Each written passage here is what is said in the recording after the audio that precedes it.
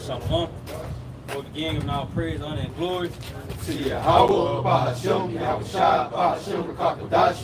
The double underside teaches the apostles and elders of great millstone. Peace, love, and salutations to the elect. And we out here to do what a prophet do, man. You know, which is to prophesy the downfall of America. You know, which is known in the scriptures, Babylon the Great, through the spirit and power of Yahawah, Sham, Yahawashi, man. You know, about to say Ezekiel 35, man. See, because ultimately we were sent forth to declare the end of this devil, man. You know, Esau Edom. Right? The book of Ezekiel, chapter 35, starting at verse 1. Moreover, the word of the Lord Yahawah by Sham Yahawashi came unto me, saying, Son of man, set thy face against Mount Seir, and prophesy against it. See? So we was ordered by Yahawah by Sham Yahawashi to come out and set our face against Mount Seir, not to blood this nigga, not to set up a peace treaty with this nigga. Set your face against him and prophesy against him, saying what? Yeah, Mount Seir represents what? The mountain of Esau. Right in the middle. Yeah, verse 3. And say unto it, thus saith the Lord power, Yahawah Sham Yahawashi, behold, O Mount Seir, I am against thee. Yo, see, so the Lord is against this place, man. And hey, in the spirit, being servants of Yahawah Sham Yahawashi, you're supposed to be against what he against, man. Not saying, yeah, we love this other guy here. You know, that ain't the spirit, man. You see, the Lord is sifting out for that shit, man. You got it. It says, and I will stretch out mine hand against thee, and will make thee most desolate. Yeah, you see, he's going to send out his hand against him. Ultimately, Yahawashi. And the Lord tell you that he's not going to visit this place as a man, man. He's going to come as an authoritative, angelic force, man. And he's going to come with those ICBM missiles along with the chariots to pretty much wipe this place off the face of the earth. But you're going to see the climax level, what you're saying that now this place is being broke down, taking blow after blow, the economy is collapsing, the dollar is crashing, and he's coming with a new monetary system, which is the MOTB, man. You know, the little device you're trying to put in your hand. You know, which, once that come out, months out, the deliverance is going to come, man. And then the deliverance is going to take place. You see? So you can look for all hell to break loose here in this society, man. You know? Ezekiel 35 in verse 4, it says, I will lay thy cities waste. Yo, every major and minor city here in America is going to be laid waste. You know, and you're going to see the climax of it, man. It says, and thou shalt be desolate, and thou shalt know that I am the Lord Yahawah by Sham Yahawashi. Yeah, you're going to know because the prophets of the Lord was out prophesying these things before they took place. You know? They paint that perfect picture for you, and it's gonna all make sense. It's gonna come into its perfection once the missiles come, man. That's all. Jeremiah 28, starting verse 8, it says, the prophets that have been before me and before thee of old prophesied both against many countries and against great kingdoms of war and of evil and of pestilence. See, so the faces may change, but the stories stay the same, man. The same things is happening again in the planet Earth, where the prophet was coming out, are coming out prophesying of wars, pestilence, and evils, and this is what you're seeing erupting in the earth. This is why the small hacks and Hamas is fighting, Syria getting into it, Lebanon getting into it, you know, China and Taiwan, Russia and Ukraine, Israel, you know, Hamas. Yeah. You see? So this is why all these things are taking place. Also because it's the will of Yahawah Sham Yahawashi, man. And it's only going to anticipate. You're going to have more pestilence in the world. You know, and the evils in itself, man, bad times. The Lord tell you how perilous times should come. You go into the word perilous, it means hard to do, hard to bear, hard to approach. And it's going to be the reality here in the planet Earth, us in right here in America, where it's going to hit this place the hardest, man. You know, because they pretty much promote that peace and safety spirit here. You know, so these people not even looking for the evil to increase. They not looking for these things that's happening on the outskirts and coming to the society, man. You know. And this Habakkuk 2 in verse 3. It says, for the vision is yet for an appointed time, but at the end it shall speak and not lie. Yeah, the vision of the prophets, man. The wars, pestilence, and evils. Hey, it's going to come into its perfection. And you're going to know that it's not lying, man. Oh, the prophets was telling the truth. You know? Yeah. It says, though it tarry, wait for it. Because it will surely come, it will not tarry. Man, it ain't going to tarry, man. See? Hey, the thing that the Lord declared is going to come to pass. When you say,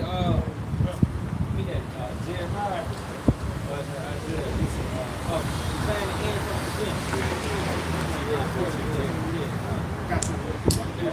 It's Ezekiel 12, I'm going to jump down to verse 24. It says, for there shall be no more any vain vision, nor flattering divination within the house of Israel.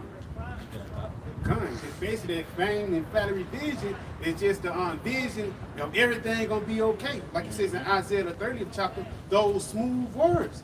Because the reason why people are speaking these smooth words, because they want to stay here in Babylon. They want that destruction and terror, so they can continue to, live up that bullshit lifestyle, man. You know? Oh, they ain't found my wife yet. Fucker, man. I gotta get myself, get my house. I gotta find myself. I gotta live out my truth. Yeah, and you niggas gonna find out the truth. By out the death by pain, man. That's it. Give me I got that. it. Look Okay. okay. He says, for I am the Lord, I will speak, and the word that I shall speak shall come to pass. It shall be no more prolonged, for in your days, O rebellious house, will I say the word and will perform it, saith the Lord. Hey, that rebellious house, man. You 2/3 niggas, because you the niggas that's operating in that spirit, man. You want the Lord to tear it so you can continue in your iniquity, man. And that's why he's gonna pop up as a thief in the night and slap the shit out you niggas, like the Bishop the Boss say, man.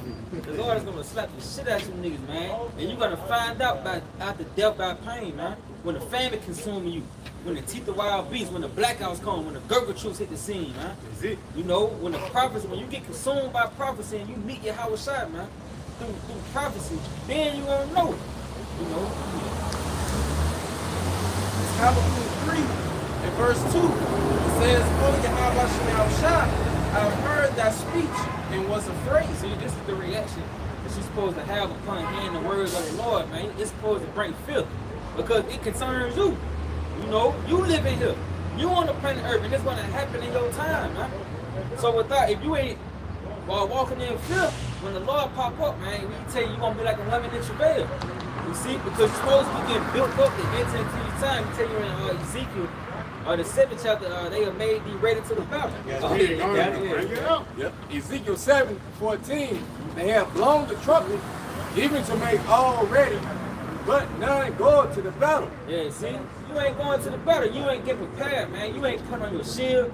You ain't putting on your armor. You ain't putting on your helmet. You ain't putting on the breastplate, the shield of faith, nothing. You out here with an AR, man. And a blunt. So when all hell break loose, man, it's gonna come directly to your doorstep. Or you tell you, you consider the time of Egypt when the Passover came. Those who didn't have that blood on their doorposts, the Lord killed the firstborn, man. And that's gonna take place again right here in America. Well, if you ain't got the blood of Yahawashi on you, which starts by way of your reasoning, you're gonna be put to death. And it's so lucky because there's blood on your doorpost right now. Like you said, it's your mind. The doctrine that you follow, man. So if you're not following the doctrine of Yahawashi, then ultimately, like the brother just mentioned, you're gonna get the same things as Egypt. Your firstborn gonna die. You know what I'm saying? You gonna die too. The niggas, like I said, niggas think that they can kind of conjure their own salvation, calling weapons and stocking up food and stuff like that. But the Lord has already set this thing up to where the only ones that are going to be able to escape the madness coming is going to be by the way around through chapter. That's that seal of exemption that you read in Ezekiel 94. Yeah. Right? This is the only way out of America. And the Lord give you instructions on how to escape them, man. But you niggas refuse instructions. That's why the Lord tell you, Proverbs the 4th chapter, my son, what do you say, hearken unto the instructions. Yeah, you know what I mean? Instruction of the Father. It's like he says, what? For I give you good doctrine. Showing you that the doctrine is the one that really get you closer to the Lord, bro. Exactly. When you say, forsake ye not my law, man. Because this is going to preserve your life. This is 2nd Ezra 9 and verse 7. It says, and everyone that shall be saved and shall be able to escape by his works and by faith whereby ye have believed. See, so first and foremost, you gotta do the work, man. You gotta put your hands to the plow. Shit, you ain't gonna get on the ark, you ain't got no room. So you gotta build your own room, man. And that spiritual ark is being built right now. You see, so if you ain't put your hands to the plow, you're gonna be left without, man. You ain't got no room in the house, so what the fuck you doing here? It says, shall be preserved from the said perils, and shall see my salvation in my land. Hey, see, you're going to be preserved from the said perils. Ultimately, the plethora of prophecies that the Lord has set to come to the planet Earth, now. You're going to be preserved in them. Isaiah 65, man. Where he say, my servant shall eat with, he shall be hungry, they shall drink with, he shall be thirsty. You shall have a vexation of spirit, but my servant is going to rejoice. You know, it's two contrasts to the story. Either you're going to be in the report or you're going to read the report. Man. See? On that. It says, and shall see my salvation in my land and within my borders, for I have sanctified them for me from the beginning. You see? Predestinated. You got it. Yeah, 'cause pretty much, the elect were predestinated to receive instruction. Going toward the paths, to the light, thy words a lamp to my feet. So it's designed to guide us into life. So when you read Proverbs 4, and we start at verse 20, it says, my son, attend to my words, incline thy ear unto my sayings, and let them not depart from thine eyes, keep them in the midst of thine heart. It's the lucky. And that's why Yahawashi always said, hold fast what thou hast, man. Because if you don't hold fast what you have, then somebody's going to take your crown, man. Read that one more time. Y'all brothers got it. Proverbs 4:21. Let them not depart from thine eyes, and keep them in the midst of thine heart. Yeah, so pretty much, the scriptures say, keep your eye single. Keep your eye focused on this one thing, because this is the only thing that matters. You got other worldly shit that come into your mind that might distract you off the path, but you gotta rebuke that shit, man, through the spirit. If you don't, then of course you're gonna be overtaken. You're gonna be drawn back into the world, and guess what? If you go back into the world, then guess what? You're gonna be destroyed. It's as simple as that. So verse, that's it. Proverbs 4:22, it says, for they are life unto those that find them, and health to all their flesh. Keep thy heart or your mind with all diligence.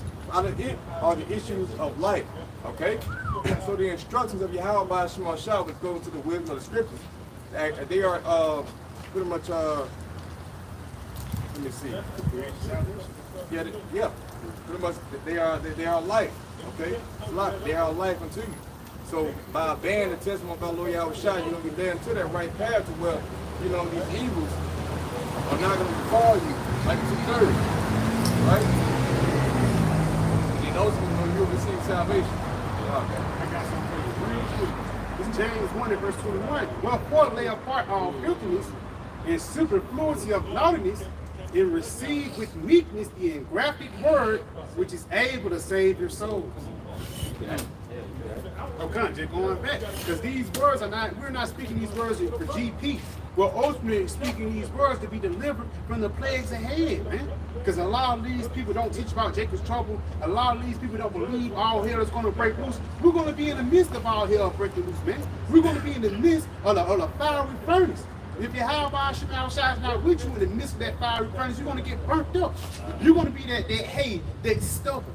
You're not going to be a part of that goal. But what makes you a part of that goal is having this wisdom, knowledge, and understanding. That's why I said proceed with weakness, this engrafted word, which is to do what? To save your soul, man. Because again, you have the knowledge of Yahawashi is basically your golden ticket to salvation, man.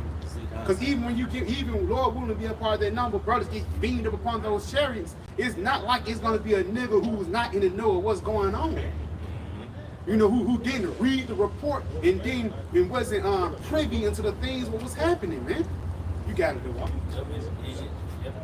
It's also a fight to keep these things, man. To keep the sayings of the Lord, like you mentioned earlier. That's why the Lord often tell you to hold fast. Because you got Satan. He say, Romans 2, seeking whom you may devour, man. And if you're not built in the spirit, and you got that weak ass spirit in you, he gonna sift you out, man. By way of your mind, your reasoning, you gonna come against yourself, man. And you your biggest enemy. Yeah, you your biggest enemy, man. I got some real quick to bag you up. You got to do it. I'll break it down. Revelation 16:15. Behold, I come as a thief. Blessed is he that watcheth and keepeth his garments. They see walk naked and they see his shame. See? So it's a constant fight, man. Read that again. You say what? Blessed is he that watcheth. See, watching, man. Because he tell you to watch at his door. Watch the prophets, stand attentive, like the brother brought out, man. In that Proverbs 4:20, you gotta stay attentive in the courts of Yahawashi. This is what keep you on point. That's what keep you sharp. Cause the moment you go dull, you through, man. It says, and keeping his garments. Yep, keeping his garments, pretty much going into the doctrine. You got it. Lest he walk naked, Yep. and they see his shame. Yeah, you see, so pretty much, because when you weaken the spirit and you get wrong to the flesh will take over, man. You know, and then it end up casting you out. You see, it'll weaken you. You know, that's why the Lord constantly tell you to endure. You have to endure hardness, man. You know. That's that spot, that blemish on the garment. And it's true. You see what a white garment represents, purity. You know, that's what that garment represents, purity. You know, according to the doctrine. So if you go back into the world, but that's a blot upon you, man. You know, the Lord ain't dealing about no blots. It's like, you know, a sacrificial, animal with a blemish on it. The Lord ain't dealing with that, you know. When you say bind them hands and feet, man. Yeah, You got a stain on your garment, man, and that stain is your iniquity, man. You know, because you're supposed to fight, man. It's about fight. We was put here to fight, man. You know, this shit is not an easy. No kingdom has ever came out of power through an easy transition, man. You know, it was always scratching hard and fight, man. You know, so here it is. We put here once again to fight, man. The Lord tell you to labor to enter into your rest. That's a fight, man. You know, and you gotta be made hard because you coming into a kingdom that's gonna be a rigorous rule, man. You know, and you can't be weak in Jacob's trouble. Your family might get put down. And here you follow the hey, when a nigga at war and he get to think about his wife, 9 times out of 10 gonna be put down, man. Yeah. You know, so you gotta let out. That's why he tell you let go from deep more than thoughts, man. You know, because ultimately that shit get you killed. Some shit you just can't think about, man. And when that demon come in, you just gotta do away with it, man. But this 1 Timothy 6 and verse 12, it says, fight the good fight of faith. Lay hold on eternal life. Yeah, see, you gotta lay hold on eternal life, man. Fighting the good fight of faith, man. That bitch hit you, hit him back, man. Yeah. You know, and you fight back with a precept. Nah, and the Lord said endure hard. Nah, the Lord said follow the instructions. When you pray to the Lord, you mention the precept, man. Hey, it's like that's like how I did with Saint Temple.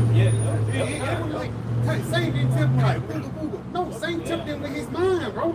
And how did Yahawashi counter that? Through precepts, through the understanding. You know? You got it, bro. Like I say, try Yahawashi with the scripture too. Yeah, you know what I'm saying? So Satan will try. He can do a scripture against you. Yeah, stop putting this stone. Go ahead, you condemn yourself going off, scripture that's based on the 2/3, but you condemn your own mind, thinking that, you gotta be over righteous and all this stuff. Which in reality, Yahawashi died for our sins, man. You gotta have it in mind. You know? At the same time, you gotta keep your vision on what's to come. Hey, that's why we need Yahawashi. We need Yahawashi. That's why you try to be perfect in the flesh, man. I wish you would. Yahawashi gonna kill your ass. Because ultimately, you saying his sacrifice was in vain, bro. Simple ass motherfucker. Y'all brothers got it. And you gotta acknowledge that you sick, man. Yeah. The Lord tell you that He ain't come for them that are whole, but to those that are sick, man. You gonna go the fuck on, man. You know, but you gotta, hey, that's the beauty of Yahawashi. The Lord is a merciful power, man. It says, whereunto thou art also called, and hast professed a good profession before many witnesses. Yeah, you see? Man, we was called, man. Handpicked by Yahawashi, man. You know, to do the work. Not the bullshit, not to fall out, man. And when that's some brother's life, man. Somebody gotta play that role. You know? But hey, that's why the Lord say examine ourselves, rather you be in the faith, man. You know, because when you examine yourself, you get that shit up out of you, man. You know what to pray, for and what to pray against. Real quick, 1 Timothy 4 and verse 16, take heed unto thyself and unto the doctrine. Continue in them, for in doing this thou shalt both save thyself and them that hear thee. Okay, now brother just mentioned it, to examine yourself, man. You have to examine, brothers examine the surroundings around you, but ultimately it really starts within, bro. Because how the hell can you keep up, if you can't keep up with yourself, how the hell you can keep up with the sheep of the Lord, man? And niggas don't understand really how to take heed unto themselves. To show really is a spirit of maturity. You know, it's some things that you can't help, like the clothes you wear, or even the woman that you're dealing with. But you can help not eating pork, things like that, bro. You can help not going off. Niggas don't know the difference between presumptuous sin, man. But at the end of the day, niggas just overthink themselves. And that's why in 2nd Ezra, it really say, let not your sins weigh you down, neither let not your iniquities lift themselves up. Showing you that at the end of the day, when you deal with Yahawashi, you have to deal with a balance, man. And he even says that you too, be not over righteous, lest thou destroy thyself, or be not over wicked before you die before your time. Be not too much wicked and too much righteous. Scripture say, you know, unless a man hold himself diligently in the fear of the Lord, his house will be overthrown. That's it, bro. You know, so you got to constantly be in the scriptures and fighting these demons, like the Ox said, you know, with the precept. You know, you got to understand, like, hey, you're not going to be righteous on the side, but your integrity, your intent, and what you fighting for, you know, that's what matters. That's what Yahawashi is looking at, the inward man. You know, he's not looking at your outward, you know, works according to the flesh. Yeah, we go off, but you can't let that shit condemn you, man. Let's get Psalm 32 real quick. Verse 1. It says, blessed is he whose transgression is forgiven and whose sin is covered. Right? Blessed is the man unto whom the Lord would imputeth not iniquity, and whose spirit there is no guile or no deceit. That's it, bro. So if you're judging yourself and if you know that you're not being deceitful, you know, according to the ministry, but you're being sincere as possible, but you're still going out, and you can have faith and know that Yahawashi will cover the rest. As long as you're fighting, you know, that's the condition of the battle. You can't let the worldly aspects of, you know, anything pertaining to this life throw you off the path. Whether it may be from sin that you commit, you know, or you just having thoughts about this man in the world, man, you know. All this shit that throw you off the path, you're not focused on the truth, y'all. Real quick, got some real quick up there. Psalms 51, verse 9. Hide thy face from my sins and blot out all my iniquities. Showing you that Yahawashi, he pardoned you, man. If you're a part of that number, you believe on him. The things you did, ultimately you're going to be pardoned, man. You know? What y'all folks got? In this 2nd Ezra 7 and verse 57, it says, then answered he me and said, this is the condition of the battle, which man that is born upon the earth shall fight. That if he be overcome, he shall suffer as thou hast said. But if he get the victory, he shall receive the thing that I say. You see, you get that, you receiving that crown. It says, for this is the life whereof Moses spake unto the people while he lived, saying, choose thee life that thou mayest live.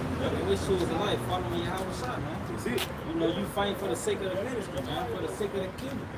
You know, because also this is what's going to establish the kingdom. This is what's going to break down the so-called America, for the lack of better terms, man. You see that we say, thou say unto this mountain, be removed, it shall be cast into the sea. You know, that's by you coming out and preaching the word, man, through faith. You know, and that's what's gonna. And you see the mountain breaking down, man. You know, and suddenly it's gonna get cast into that sea, which is that lake of fire, man. You know, but you see the conditions of men upon the planet Earth is to fight, man. You know, our Lord is a man of war, so how much more for his servants? You see, we walk in the same spirit. Yeah, going back to the point you said, like, you see America fall, that shows that Lord is dealing with, you know, imperfect men. You know, he's working through imperfect men who have flaws in the flesh. Okay? So Psalm 103 and verse 10, it says, he have not dealt with us after our sins, nor rewarded us according to our iniquities. For as the heavens are high above the earth, so great is his mercies toward them that fear him. So it all goes back into that fear, man. All right, so the Lord's not dealing with us according to our iniquities, but according to what the Spirit. If your intent's all right, you know, if you sincerely believe in the testimony of our Lord Yahawashi, you know, you're fighting and the Lord is dealing with that. He's dealing with it. And we see it every day. The word is going out and shit is taking effect, man. You know? So you got to continue believing to the end. Going back to that Psalms 51, just going back to fighting. It says right here, Psalms 51, I'm going to start at verse 10, create in me a clean heart, O power, and renew a right spirit within me. Yep, that's the spirit, man. Not taking the spirit of the world, but ultimately coming back to the obedience of the scriptures, man. That's what's gonna put that right spirit back in you, man. You know, hearkening to the will of Yahawashi, doing what a servant must do, man. You know, Being refreshed. Being refreshed. that Romans 12 and 2. and doctrine. You know, that's why I say unto the pure all things are pure. And this doctrine is what makes you pure.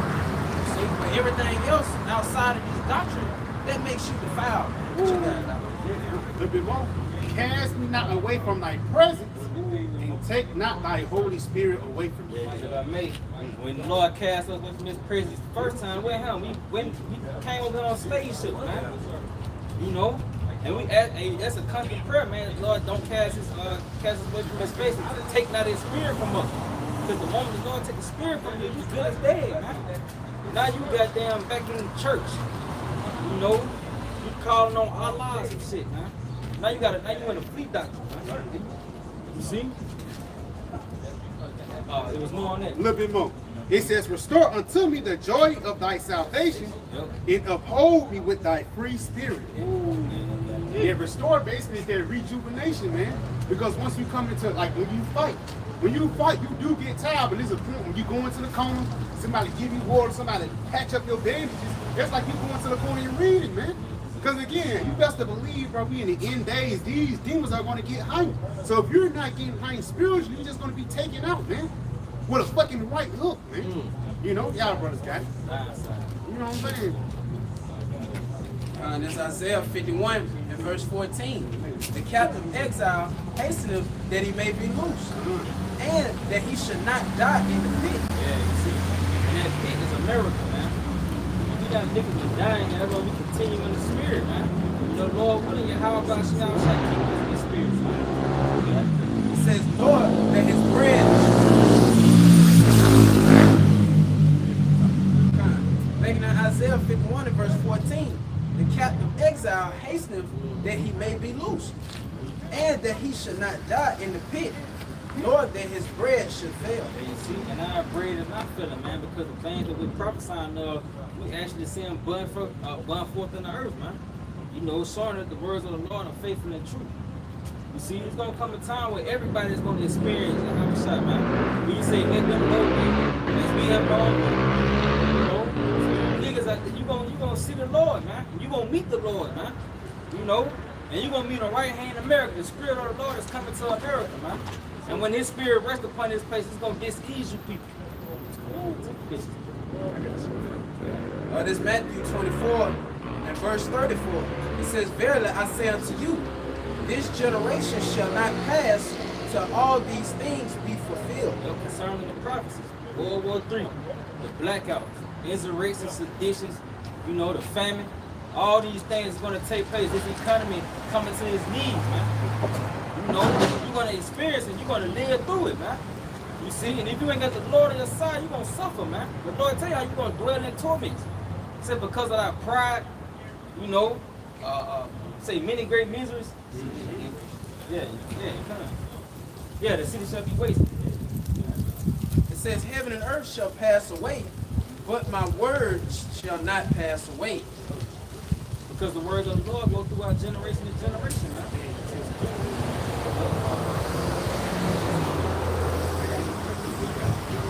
Real quick to bag you up. Show you the words of the Lord stand forever. Isaiah 42 and 9. Behold, former things are come to pass, and new things do I declare. Before they spring forth, I tell you of them. I mean, they're the former things, even when you consider ancient Egypt, you know, the Lord rose Pharaoh up just to take him down, man. And that was a great work in the earth. When you say former things have I declared, and former things have come to pass, and new things do I declare, the overthrow of America, man. You know, that's the new thing that's going to take place here in the planet Earth. America getting hit up, man. You see this place getting hit by thermonuclear missiles. Yeah. You niggas burning up, man. Yeah, because niggas don't understand what's going on. Motherfuckers is living it up for Classic Weekend, not knowing that you finna get shipped to World War III, man. All hell is finna break loose and niggas don't even know. It's gonna be one day when a military officer knock on your door and tell you to pack up, man. See? Can't wait till that shit happen, man. You got it. The Lord finna send a lot of you niggas to World War III, man. A lot of you niggas going to Armageddon. And that's in the scripts. Give me that 2nd Ezra 15. Yep. Where you say when you say that, yeah, they should die in the war, man. See? Hey, and that's gonna start with 17-year-olds, Yeah. Hey, even 12, 15. Yeah, come on. Hey, cause they even did that shit up there in Ukraine. Yep. Motherfuckers think they'll get touched. They gonna grab your little baby, your little cousin, everybody, man. Pretty much like I said, like a nigga, like his fantasy is like to hold up the gun and you know what I'm saying? Yeah. You know what I'm saying? All this shit, but the Lord gonna let you fulfill your desires. That's It's it. done. He gonna send your ass over and see what you really about. You niggas like GTA, Call of Duty. The Lord for to put you in a Call of Duty, man. You wanna kill somebody so bad, okay? You Yeah. gonna send your ass over to see how many you kill over there. Street nigga. I'm gonna tell you niggas up. I got one similar to it. This on 2nd Ezra 16 and 33. The virgin shall mourn having no bridegrooms. The woman shall mourn having no husbands. Their daughter shall mourn having no helpers. In the wars shall their bridegrooms be destroyed, and their husbands shall perish in famine. Yep. Pretty much the men, man. The men, they gonna get drafted to World War III. They gonna be your dad. It's gonna be you. Yeah. You young men, hey, cause even the president of Ukraine came out and said that America gonna have to send their sons and daughters to help fight, man. Yeah. So you nigga, you out here in America, you living it up. You think you gonna be scamming for 2 more years, 3, 5 more years, man? Hey, niggas ain't even living it up, bro. Yeah. All this shit is a facade. You know what I'm saying? Niggas, you still stay with your mama. You gotta sneak girl through the back door to get some box, man. Niggas ain't living it up, bro. Instagram popping. Instagram popping, yeah, though. You know what I'm saying? Living through social media. All this shit really is a facade, though, bro. Cause everybody's struggling here in this society, man. You know, y'all brothers Let me gotta say, like, if you don't get shipped over, guess what? The Lord got war in America. Prepare for you too. And you wear truth. That's it. You know, they gonna lay a lot of you niggas flat out here. On Civil War. Yeah. You know, Luke 19, the Lord spoke about, you know, Jerusalem being trying down. You know, that's coming to America. If you gonna have class wars, race wars, you know, all these things is coming, man. They even when the family come and they done shut down certain grocery stores in Jake neighborhood, and you gotta go over to the white folks side of town to go get something to eat, and they gonna be waiting to pull your ass down, man. Yeah. You know, that's gonna intensify, man. Race wars, and you niggas don't even have unity, cause friends gonna turn against each other, man. 2nd Ezra 15 and verse 49. I will send plagues upon thee, widowhood, poverty, famine, sword, and pestilence to waste thy houses with destruction and death. See, and that's gonna be the plagues of the Lord, man. You sending for widowhood, which a lot of these women, your man gonna die. You get off on disrespecting your man, you think you a fucking head, the Lord gonna kill that nigga, man. You know? Or he gonna remove him out your life and all that fuck nigga free spirit, I don't need a man spirit. The Lord gonna give you that, man. He gonna make sure you don't have a man to deal with, man. You know? Read that again. Back in 2nd Ezra 15 and 49. I will send plagues upon thee, widowhood, Yep. poverty, Because a lot of these jobs in America is leaving, man. Yep. You know, banks is closing down. They got this mass eviction, rent going up. So you niggas can't even afford to live, man. it's like you see a lot of homeless motherfuckers on the streets. Yep. You see, they getting kicked out their houses. They can't afford the rent. Some of these niggas can't even afford to eat. That's it. Oh yeah, that's why they got that thing called Eat or Eat. Because you're going to have to decide to either pay a bill or buy groceries, man. It says poverty, famine, Yep. sword, and pestilence. Yeah, famine. But you niggas is lacking resources, man. You can't buy medicine. You can't get food. You can't get water. All these things about to unfold in America, man. You see? And it's already unfolded. That's why you constantly having recalls. You know, these grocery stores are shutting down. Your major food facilities are burnt down. You know, it's only a matter of time before you feel the brunt of it, man. And it's going to happen all of a sudden when you least expect it. It says pestilence to waste thy houses with destruction and death. Yep, nigga, houses finna be wasted, man. With death and destruction. And it's the words of the Lord, man. It's gonna come to pass, whether you like it or not. You came to America. So how much more for these words? You know? But it's Matthew 24 and verse 37. But as the days of Noah were, so shall also the coming of the Son of Man be. Yeah, because when you consider Noah, the nigga had all type points and POVs to try to rebuttal what Noah was saying. But they all knew that the Lord was real when they was swimming, man. You know, you went to sleep and it's still raining. You woke up and the shit was in your living room. Then you ran upstairs, you went back to sleep, and now it's on the second floor. I believe what you're talking about that. Yeah. Now I know. Now you in the attic. I know, and then the shit got in your attic. Now you on top of the house, man. Yeah. And now it's on the top of your house, and now you swimming until your lungs full of water. You know? Then you knew that Noah was a prophet. That's how the Lord gonna visit. You gonna know the Lord, man. When you in a famine, nigga, you gonna know the Lord, bro. Yeah. For as in the days that were before the flood, they were eating and drinking, marrying and giving in marriage. Yeah, before the destruction, you niggas was partying and bullshit, man. You niggas, man. You black power, you Black Lives Matter, you damn classic celebrating, birthday celebrating, Halloween, Christmas, Thanksgiving, not knowing that destruction is gonna come, man. You got it. It says, until the day that Noah entered into the ark and knew not until the flood came. See, they ain't know. So, and that same thing gonna take place again. And niggas gonna be laughing, partying, and bullshitting, and then destruction gonna unfold on you niggas, man. And it's the same thing that happened today, every day, man. A nigga get fly as shit just to go to the club to get gunned down, man. Yeah. You know, and that be the spirit of the Lord visiting the nigga, man. You know. It says, and knew not until the flood came and took them all away. So shall also the coming of the Son of Man be.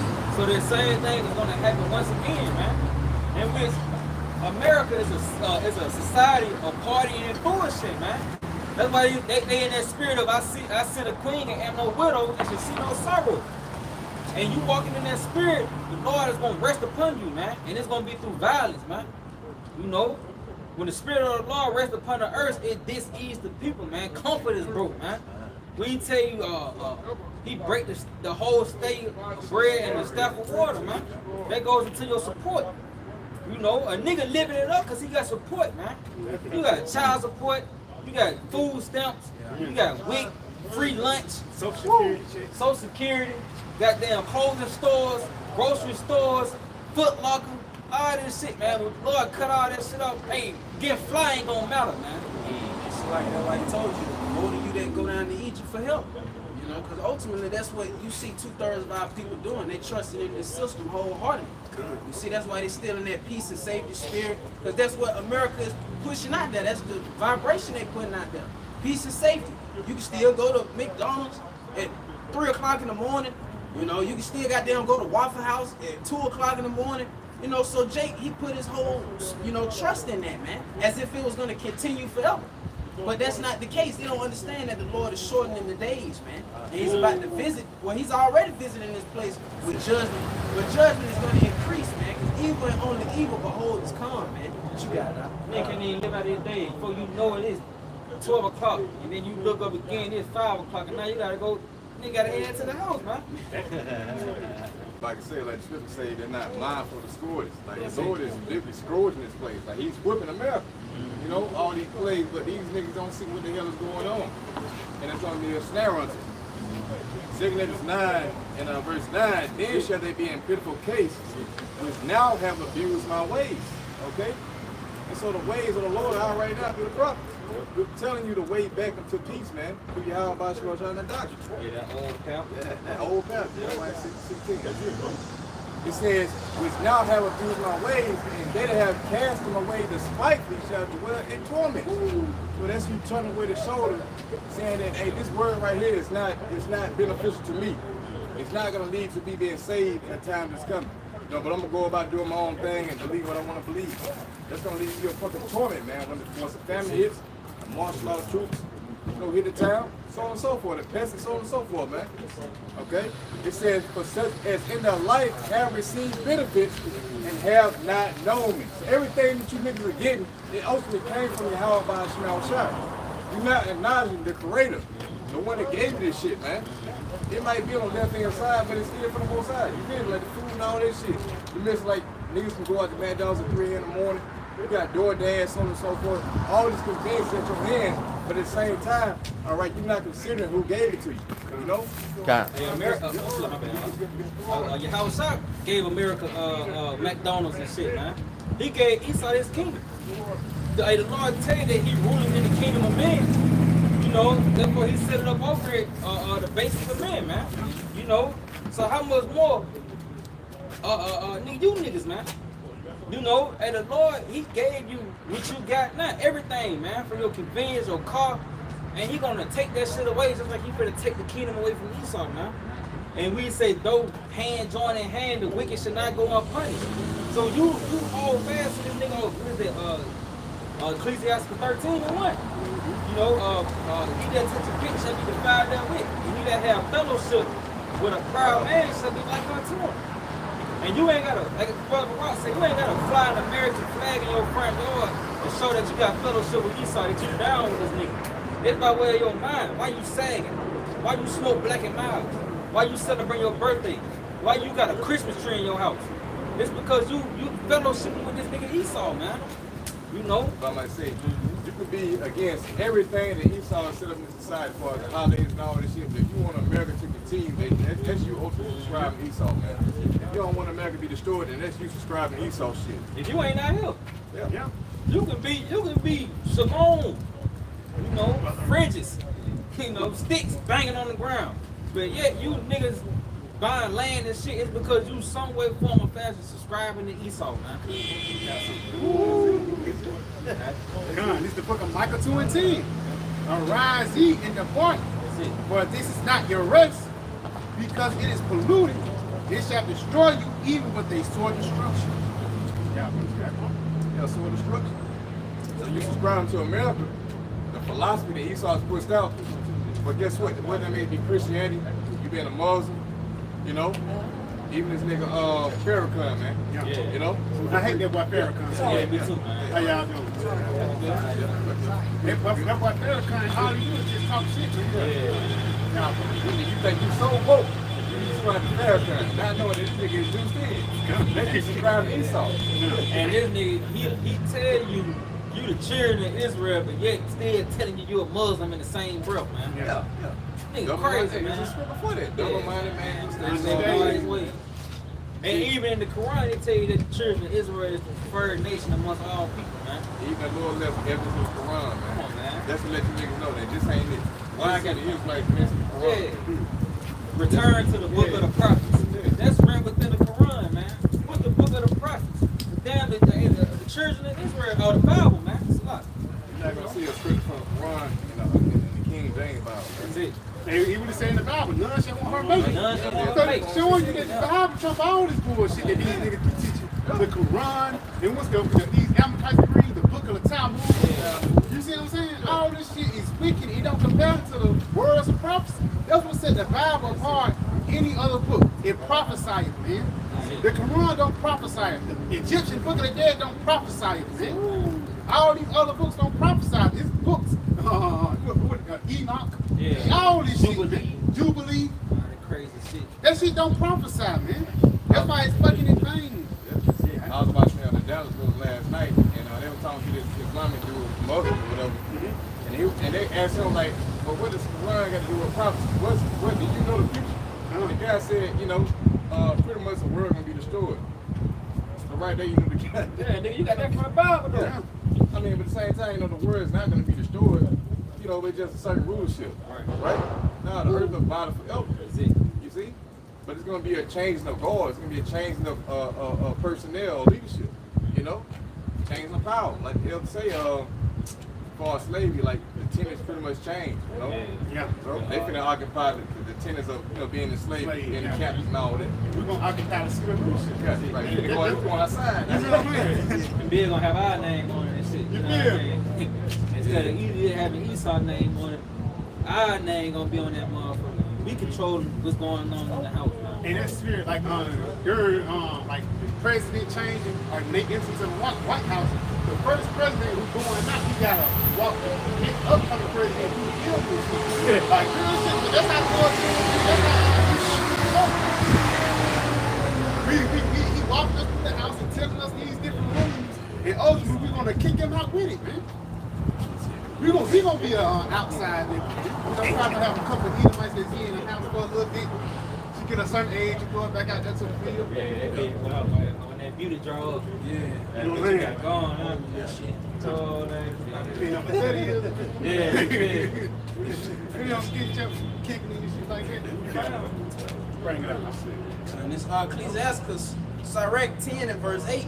Because of unrighteous dealings, injuries, and riches gotten by deceit, the kingdom is translated from one people to another. Yep. And they go into that article we went into about the character traits of an eagle, man. You know, when you read the character traits of an eagle, it's pretty much this nigga sit up. He sit up high and he wait for the hawk to get his meal and go and feed the family just for him to go take it from him, man. You know, and you check the article out, who was about Benjamin Franklin. It was a letter from Benjamin Franklin to his daughter, saying that he didn't want that bald eagle to be the representation of the American regime. But it is the best representation. Yeah. What else can describe an Edomite except an eagle, man? A snake. Yeah. You know, and when you go down on that article too, he was like, we can at least do the rattlesnake, and that's why he got that don't tread on me. You see what I'm saying? Yeah. So through the spirit, that's the only two only two animals that characterize Esau: a snake and a motherfucking eagle, man. Shouldn't throw him in the den by himself. See what I'm saying? This nigga had that venom. This nigga is poisonous to the planet Earth, man. You know. Bus just passed. Oh, you got it. Yeah, y'all ain't watching the movie Flowers of the Moon, man. Y'all go check it out. It show exactly to how Esau works.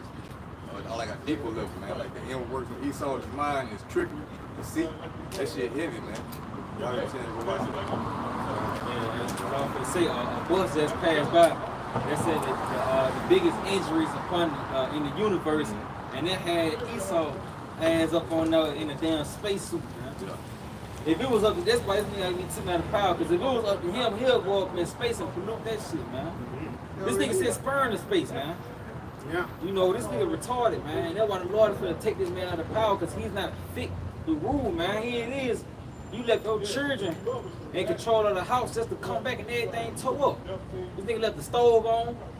This nigga put a spoon in the microwave. You know, yeah. You can't leave this nigga alone, man. This nigga has completely destroyed the planet Earth.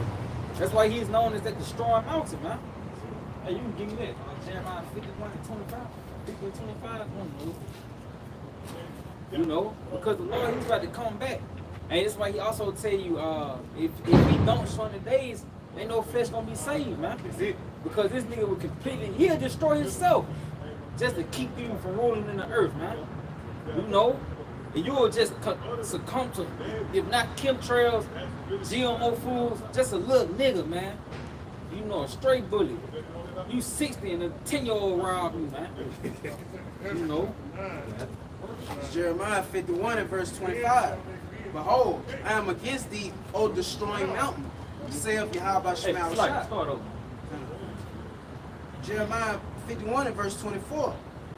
It says, and I will render unto Babylon and to all the inhabitants of Chaldea all their evil that they have done in Zion in your sight, saith the Lord. Yep, see? So the Lord, he's about to render a recompense to these damn these Edomites, man. Witchcraft, witches and warlocks, you know.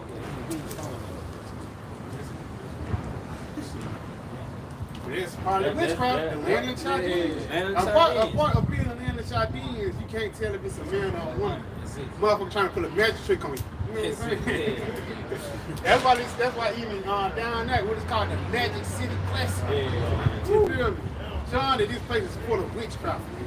Land of the Chaldeans, man. You got it. It says, behold, I am against thee, O destroying mountain, saith Yahawashi. Yep, echoing Ezekiel 35, man. Set your face against my sin, prophesy against the saying, I am against thee. You know? You got it. It says, which destroyeth all the earth. Yep, this nigga destroyed the earth, man. You know, this nigga's a kid. That's why he tell you, woe to thee when you're, we say when you're ruling. Yeah, when your king is a child, man. Because this is also when you have ruling in the planet earth, a fucking child, man. And you can tell this nigga, he doesn't follow the ordinance of the Lord, in which the ordinance of Yahawashi everlasting commandments, man. They're universal laws. But he did away with that. This nigga gonna come out with a book. What do you say? The 28 laws of physics or some shit. You know, he gonna come out with his own laws and legislations, and you see that destroyed the earth, man. Because if it's not broke, you don't fix it, man. Yeah. So like, I mean, and that's why you see the result of wickedness. So you gotta do what? Come on. It's the result of wickedness. Come on, get into it. Because that's why even the scripture say he's gonna destroy him and that destroys the earth. You know what I'm saying? Like this nigga alone destroyed the earth. You know what I'm saying? He destroyed the earth because of what he despised the law of both sides. So when you read Luke 4, verse 1, it says, this is the book of the commandments of the Most High, and the law they endure forever. It's a law that endures forever, from generation to generation to generation to generation, man. This is the law that endures forever. This is how the planet Earth is supposed to be operated in, man. It says, all they that keep it shall come to life. Yep, and life is not flourishing, man. You have death breaking out of the all-time high, and it's gonna pick up, man. Because the morality of the people didn't decline more and more. And he tell you that because iniquity shall abound, the love of men is gonna wax cold, man. You know, so iniquity is gonna pick up, death is gonna pick up, man. Okay? But such as leave it shall die. Yep. You did away with the law, so what you got in the earth? Death, man. You know? Niggas dying in crazy ways. You dying at work. You know, work's supposed to be, niggas ain't got hard hands, but you still gonna die. You know, steel toe boots, but you still break your foot. You know, this place is built, man, on all spectrums. And everybody think it's a random event, you know what I'm saying? Like some random shit happened to you. Nah, man, this is the judgment of Yahawah Sham outside. That's why you niggas getting laid out on the streets, man. You know? So yeah, verse 2, it says, turn thee, O Jacob, and take hold of it. It says, walk in the presence of the light thereof, that thou mayest be illuminated. He said, turn ye, O Jacob, man. Come back to the law, statutes, and commandments of Yahawah Sham, and keep it to the best of your ability, so that you may live, man. You know, and he said that you may be illuminated, man. Being, what is that? Enlightened, man. Being brought to the light. Hey, we tell you, quicken. What is it? John 6 and 63. It's the spirit of the Lord that quickens you, man. Pretty much bringing you to life. Yeah, come on. You know, and that spirit is the spirit of Yahawah Sham. You being enlightened, man. You know, you being enlightened with the words of the Lord, and that's causing you to turn and come out of America, man. That's something really. I got the word illuminated or illuminate. I'm just gonna go to the second definition. It says to help, to clarify, or explain. Yeah, that clarity. Yeah. You know what I mean? Yep, explaining the condition, man. Because ultimately we explain the condition of the planet Earth and why the things that's being done here is happening. It's because you got a devil in power, man. And he done did away with the ways of life and established his own ways, what brought forth death, man. You know, this is why people die, man. You know, in which, death is a normal thing, but you shouldn't be dying like this, man. Yeah. You know, your health fucked up. You 16. Yeah, people 16, even that nigga Boosie, nigga caught diabetes when he was 22. How the hell you catch diabetes at 22, man? Because your fucking diet, man. A lot of Jake have a lot of health problems. You know, you ain't up with 16 with high fucking blood pressure. That's a damn shame, man. You collapsed on a cardiac arrest. No. Hell, who have heard of such a thing, man? Hey, but like you say, the world shall be weaker through age, man. So how much more for you? You cleaving to this nigga, now you full of popsicles and lollipops and Sour Patch Kids. Laughing, telling, nigga, wake up eating candy, man. Fuck yeah, your teeth grinding you, goddamn. Fuck. But that goes back to the ways of Esau, man. This nigga is destroying you, man. You know, Jake got a limp. Nigga, you young and sick. And you figure it out. Yeah, got gout. You got gout for, man. Hey, so like you own all that shit, you can really blame on Esau too. Because Esau was the one that gave him that damn type of way of life, man. You get gout. Because Esau gave you pork. Jake walk well look now because the fucking country's on the fucking ground, man. Yeah. All the roads of wickedness, all the things you can complain, it all goes back to the so-called white man. That's why we read the book of Isaiah, the 14th chapter, we shall rule over our oppressors. This nigga oppressed us, man. How he's oppressing us every fucking day, man. Whether the air you breathe in or the shit you watch on TV. Y'all know. It's a Green Bay tree, Psalm 37. It's pretty much casts its big shadow of the earth. That's that gross darkness, right? You know, that's covered the earth and you know, the gross darkness that covered the people. Yep. That's going to that misinformation. People don't really understand why they're going through what they're going through because they're in darkness. They don't know. See, they don't have what we have. We see clearly up there, man. We know why they're going through or why the world is in the state that is in right now. It's because the so-called white men is ruling. You know, it's a source of all wicked. See, real quick, I got something to back you up, bro. This is the book of St. John 3, and I'm going to start at verse 19. And this is the condemnation that light is coming to the world, and men love darkness rather than light, because their deeds were evil. Now, niggas got accustomed to doing wicked. Niggas Yeah, got man. accustomed to, you know what I'm saying, committing adultery, import, Smoking blunts. yeah, all that bullshit, because they were taught by Esau. So now when you bring the light to them, as a nigga been in the darkness, of course, in the morning, you don't want to see the light wake you up in the morning. It causes disturbance. It's the same thing with the truth going out, man. You know, niggas don't want to hear the full truth of why they're going through what they're going through. They're like, what, turn the light back on. I want to speak some more. Man, come on, It's man. like Gang. midday. Yeah. You see? Nigga want to stay in the dark. You want to stay in the dark. Be comfortable. A little bit more. It says, for everyone that doeth evil hateth the light, That's it. neither cometh to the light, lest his deeds should be reproved. Yeah, so a nigga don't want to be correct. A nigga has learned rebellion in America. You see? Do as I will. Which means that what? You take after your father, the devil, Esau. Right? Which puts to what? That lawlessness, that lawless spirit, right? You can worship whatever you want to worship. What the fuck you want to do, man? Smoke a blunt. You know, fuck somebody else bitch. Yeah. You know, so on and so forth. But when you come to this truth, you learn that, hey, this is what got us in the captivity anyway. You know, committing adultery, you know, doing all these abominations, go back to different gods and ideologies that the Most High hated. That's what draws us back to repentance. See? But two and a half, the rebellious third, they're not going to hearken to that message. They're not going to give a damn because they're so engulfed in darkness that they don't want to come out of it, man.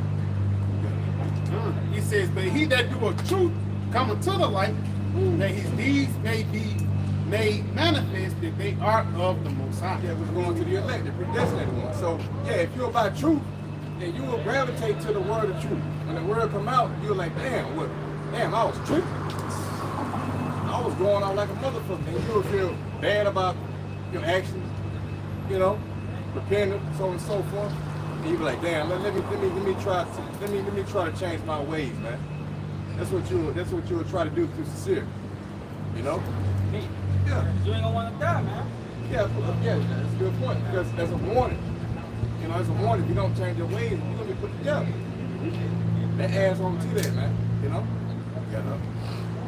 I got one more. It's St. John 1, and I'm gonna start at verse St. John 1 and 5. Matter of fact, I'm gonna start at verse 4. It says, in him was life, and the life was the light of men, and the light shineth in darkness, and the darkness comprehended it not. Yeah, so pretty much the Lord is making a separation. Just like you got night and day, man. We are the light. We're not of the night. You are the day. You are the day. It's like you are the day, and they are the night. Which means that the Lord has separated us from the world. We're just doing the darkness. All right? So we don't, like in 2 Corinthians, that seldom come out from among them. You know? Because pretty much this truth right here causes separation by the word, man. The ones that are gravitating to the word of truth, by default, they're going to separate from the people of the world who are doing these abominations. All right? There's going to be a conflict of interest. As you were doing those things before, well, now in this truth, you're on the light and doing those wicked abominations, such as eat pork, you know, worshiping against false gods or whatever, man. You know? All that changes. Yep, 2 Corinthians 6 and 17, wherefore, come out from among them. Yep, come out from among who? The people of the world, the 2/3, man. Since you've been called into the truth, well. And be ye separate, said the Lord Yahawashi, and touch not the unclean thing, and I will receive you. Yeah, going back to that Surah 13, you that touch the kids shall be defiled that will, you know? And those things go into the philosophies of Esau, which our people have gravitated and learned, man, over being in Babylon, you see? So the Lord said, come out from among them and be separate. It means to be holy. You know, be set apart. The Lord said, well, we are a peculiar people, right? Yeah, Yeah, this 1 Thessalonians 5 and verse 5, he said, you are all children of the light and children of the day. We are not of the night nor of darkness. Therefore, let us not sleep as do others, but let us watch and be sober. Right, so going back to Baruch 4, you know, we have gravitated to what? The book of the law, which means that we've been illuminated. Now we have a light. See? And so when you had a light by default, you're not going to coexist with darkness. By default. Nature teaches you that, man. See? You can't have two in the same. You can't be dwelling in darkness and dwelling in the light at the same time. Yeah, one foot in the world, bro. See? You say, it says, but let us who are of the day be sober, put on the breastplate of faith and love, and who are in helmet. Verse 7. He said, for they that sleep, sleep in the night, and they that be drunken are drunken in the night. Yeah, so pretty much, you know, read that last verse again, Baba Shah. Yeah. Therefore, verse 6, therefore let us not sleep as do others, but let us not sleep. Let us not sleep as do others, man. You know, seeing that we know what time we're in, according to prophecy, you know, we're not to sleep. It means to go back into the world. Okay? Like you got some people doing, man. You got some people who have lost the sight, they have lost the vision of what this thing is all about. Who have said, let me go back into, you know, doing my own thing. Let me go back into trying to find a fucking rap career or a music career. Well, I got some more important things to worry about other than the truth. You have lost sight, man. He say, but let us watch and be sober. Let us watch and be sober, sober-minded. Occupied in prophecy. What is Surah 39? See? Yeah, this is what the elect will be in tune to in these latter days, man. Seeing that the end has come. The scripture is telling you, man, hey, keep your eyes locked in and focus on what is ahead and not the right now. It don't matter what the fuck you're going through right now, man. It's gonna get worse. Yeah. You see? This ain't going through shit, man. That's why The light's still on and shit. the light's still on, yeah. You ain't suffering from a damn famine. Motherfuckers running the streets with military equipment, blowing niggas down and shit. People being raped, being killed. We ain't saying shit. Cannibalism. Yeah, cannibalism. Niggas knocking at the door and shit. You know what I'm saying? They send their daughter at you. You know what I mean? Come knock on your door as if she innocent. Eli, Yeah. She got the scrap on. Yeah. You feel me? They send a 12-year-old to put a hit out on you. they're doing shit in Vietnam, you know? Yeah. You go to sleep and she open the door and you wake up with niggas in your house. Yeah. You're in time of extreme circumspection, man. It's still when shit pops off. Yeah. Can't trust nobody. Brotherhood, you know? That's why this truth gonna be very important. Because a lot of niggas are gonna fall into their wicked ass fleshly lust. Nigga think, well, that's a bad little bro. All of a sudden he gonna be taken. Because he was in the dark about prophecy. Yeah, your lust. Yeah. Niggas gonna take you out. So a bad bitch, Lord put a bad bitch upon you, and you can resist the spirit, not knowing what time you in. And the Lord said, hey, come to this spot. You fall this bitch. This thing, you know, some nigga behind that motherfucker, they took everything you got, tied you up. Oh, your hand might end up in the concentration camp. All of a sudden, now they asking you about your situation, your whereabouts and shit, man. Got a microphone on you. Yeah. She call you by your Hebrew name. Yeah. You know what I'm saying? Hey, Malak. I'm looking for you. Hey, Malak. You know, get the fuck out of here with YouTube it. video. I like how you speak. Shalom. I got something for you real quick. They're going back with this truth, man. We're going to need this truth. This Ecclesiastes 2, verse 13. Then I saw that wisdom is settled folly as far as light is settled darkness. I'm showing you that you've been in the mindset of a Babylonian is going to be way different than the mindset of the Yahawashi. Spirit. Oh yeah, I keep it. It's spirit, man. That's heavy, man. The peace side, that's solid. It's solid, man. That's heavy, man. At the end of the day, bro, Yahawashi is making his meaning known, bro. He's making his words known. Because at the end of the day, if you're not in this house or in the vision of Yahawashi, if you're not shining your light, you're gonna get taken the fuck out, man. And like the brother was mentioned earlier, it's not the time to be fucking weak. It's not a time to be in that woman's spirit. Now it's the time to man the fuck up. The scripture say, let us be bold as fucking light. By standing so stiff in front of those that afflicted us, man. So you can't be in no weak ass spirit, especially when you're in the time of war. Y'all brothers got it. I got something. Ecclesiastes 39 and verse 1, he said, but he that giveth his mind to the law of the Most High. He that giveth his mind to the law of the Most High, which means you're meditating on these words day and night, like he says in Joshua.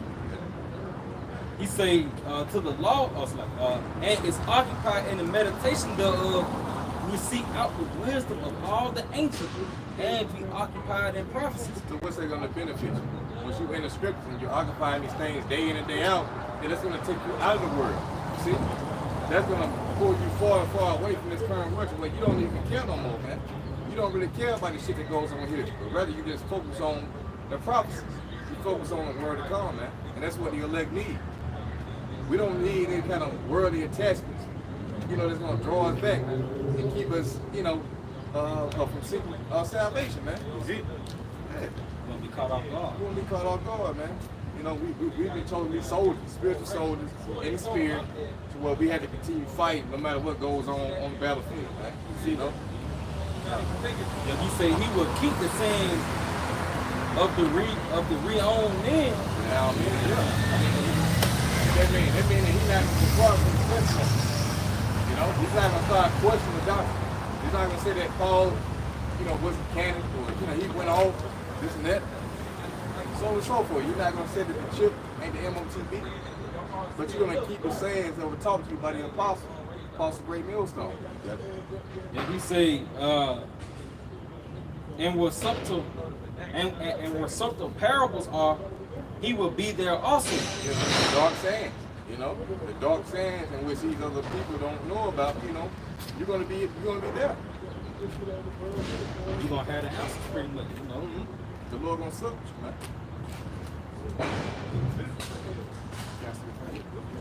Going back down, looking ahead. Yeah.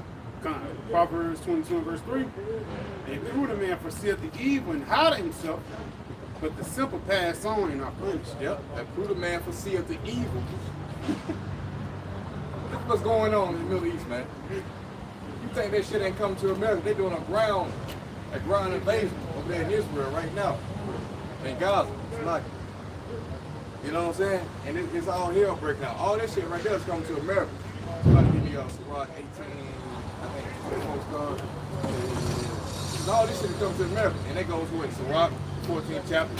You know, set your mind in order, set your you know what I'm saying? You can get it real quick up. Set your heart in order, you know. Something to that effect.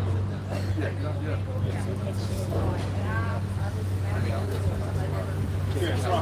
Second edit is 14. Okay. I was gonna say you Yeah, I'm thinking about Sirach. Yeah, some rock on the mind.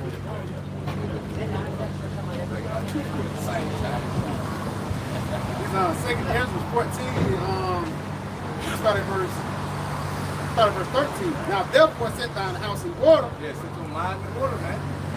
Okay, what it means you will occupy the property together. You reprove thy people. Comfort such of them as be in trouble. And now renounce corruption. Now renounce corruption, right? Because that's what we're doing right now. We're condemning the world. Okay? God. It says, let go from the mortal thoughts. Let go from the mortal thoughts, the flesh, things that's dealing with this life, whatever it may be. You might lose your family, your mama, your wife, your children, your job, your car. You know, all that shit's gonna go away anyway, man. You know? But where's your mind at? You gonna let that shit stop you from seeking salvation? Go ahead. God. It says, let go from the mortal thoughts. Cast away the burdens of man. The burdens of man. Everything that these niggas go through out here, man, that they complain about and bitch about, let it go. Go ahead. Put off now the weak nature. The weak nature, the flesh. Yeah. He set aside the thoughts that are most heavy unto thee. Ooh, the thoughts that are most heavy unto thee. It don't matter what it is, though. You know what I'm saying? And that could be your kids and shit. Yeah, You know, right, a lot of shit can be heavy on your mind. But at the same time, you gotta look towards the Lord, because every brother go through shit, man. It ain't like brothers just up here living lavish. Brothers go through hell. But it's Yahawashi that keep us sane, bro. Continue to pray too, man. Brothers, you know, speaking for myself first, man. Make sure your ass pray, man. Because if you ain't praying, these demons gonna send up curses upon you, bro. Yeah, they gonna overtake. They gonna overtake your ass, man. You know? Yeah, but so I'm saying, like when you boxing and shit, and the nigga keep saying that we trying, and he go to the coach like, look, this nigga Yeah. he ain't hiding the kick. Yeah, yeah. You know? And he come out there and jab and kick the area, man. Yeah. You know, sit you down to your knees. And he gonna keep hitting the same fucking spot until you block it, bro. Same weak spot, bro. And that's why even you ask the Lord to strengthen your faith. You can't never have enough faith, man. Ask for faith, wisdom, knowledge, and understanding. Kazakia, you know? Kazakia, strengthen me, Lord. You feel me? You say he gives to all men liberty, you know? Because, you know, we all got weaknesses. And we understand our weaknesses, but we know ourselves. We have to strengthen our areas. You know, and the Lord gonna give you what you need to endure. Whatever that may be, man. But you got, like I said, you gotta pray, man. If you don't pray, you're gonna be overthrown. Your house will be overthrown. That's a sign that someone falls on the faith because they're not really praying and they don't believe when they pray. And this Isaiah 26 and verse 3. Thou wilt keep him in perfect peace, whose mind is stayed on thee, because he trusteth in thee. Yeah. And these are grounded scriptures. The Lord will keep you in perfect peace. Even if you're going through hell, the Lord say, well, not peace I mean with you. Now that's a world give unto you. You know? And that's the scriptures. He's going to keep you in peace if your mind is stayed upon Yahawashi. The scriptures. That's what keeps you stable. Not this worldly shit. You know, you seeking for a comfort. You know, whether it might be about drinking or whatever other kind of avenue in the world. Man. All this shit, hey, it's going to lead to you being uncomfortable. That was good. Matter of fact, I got the word stayed. Strong's H 5564 Samak.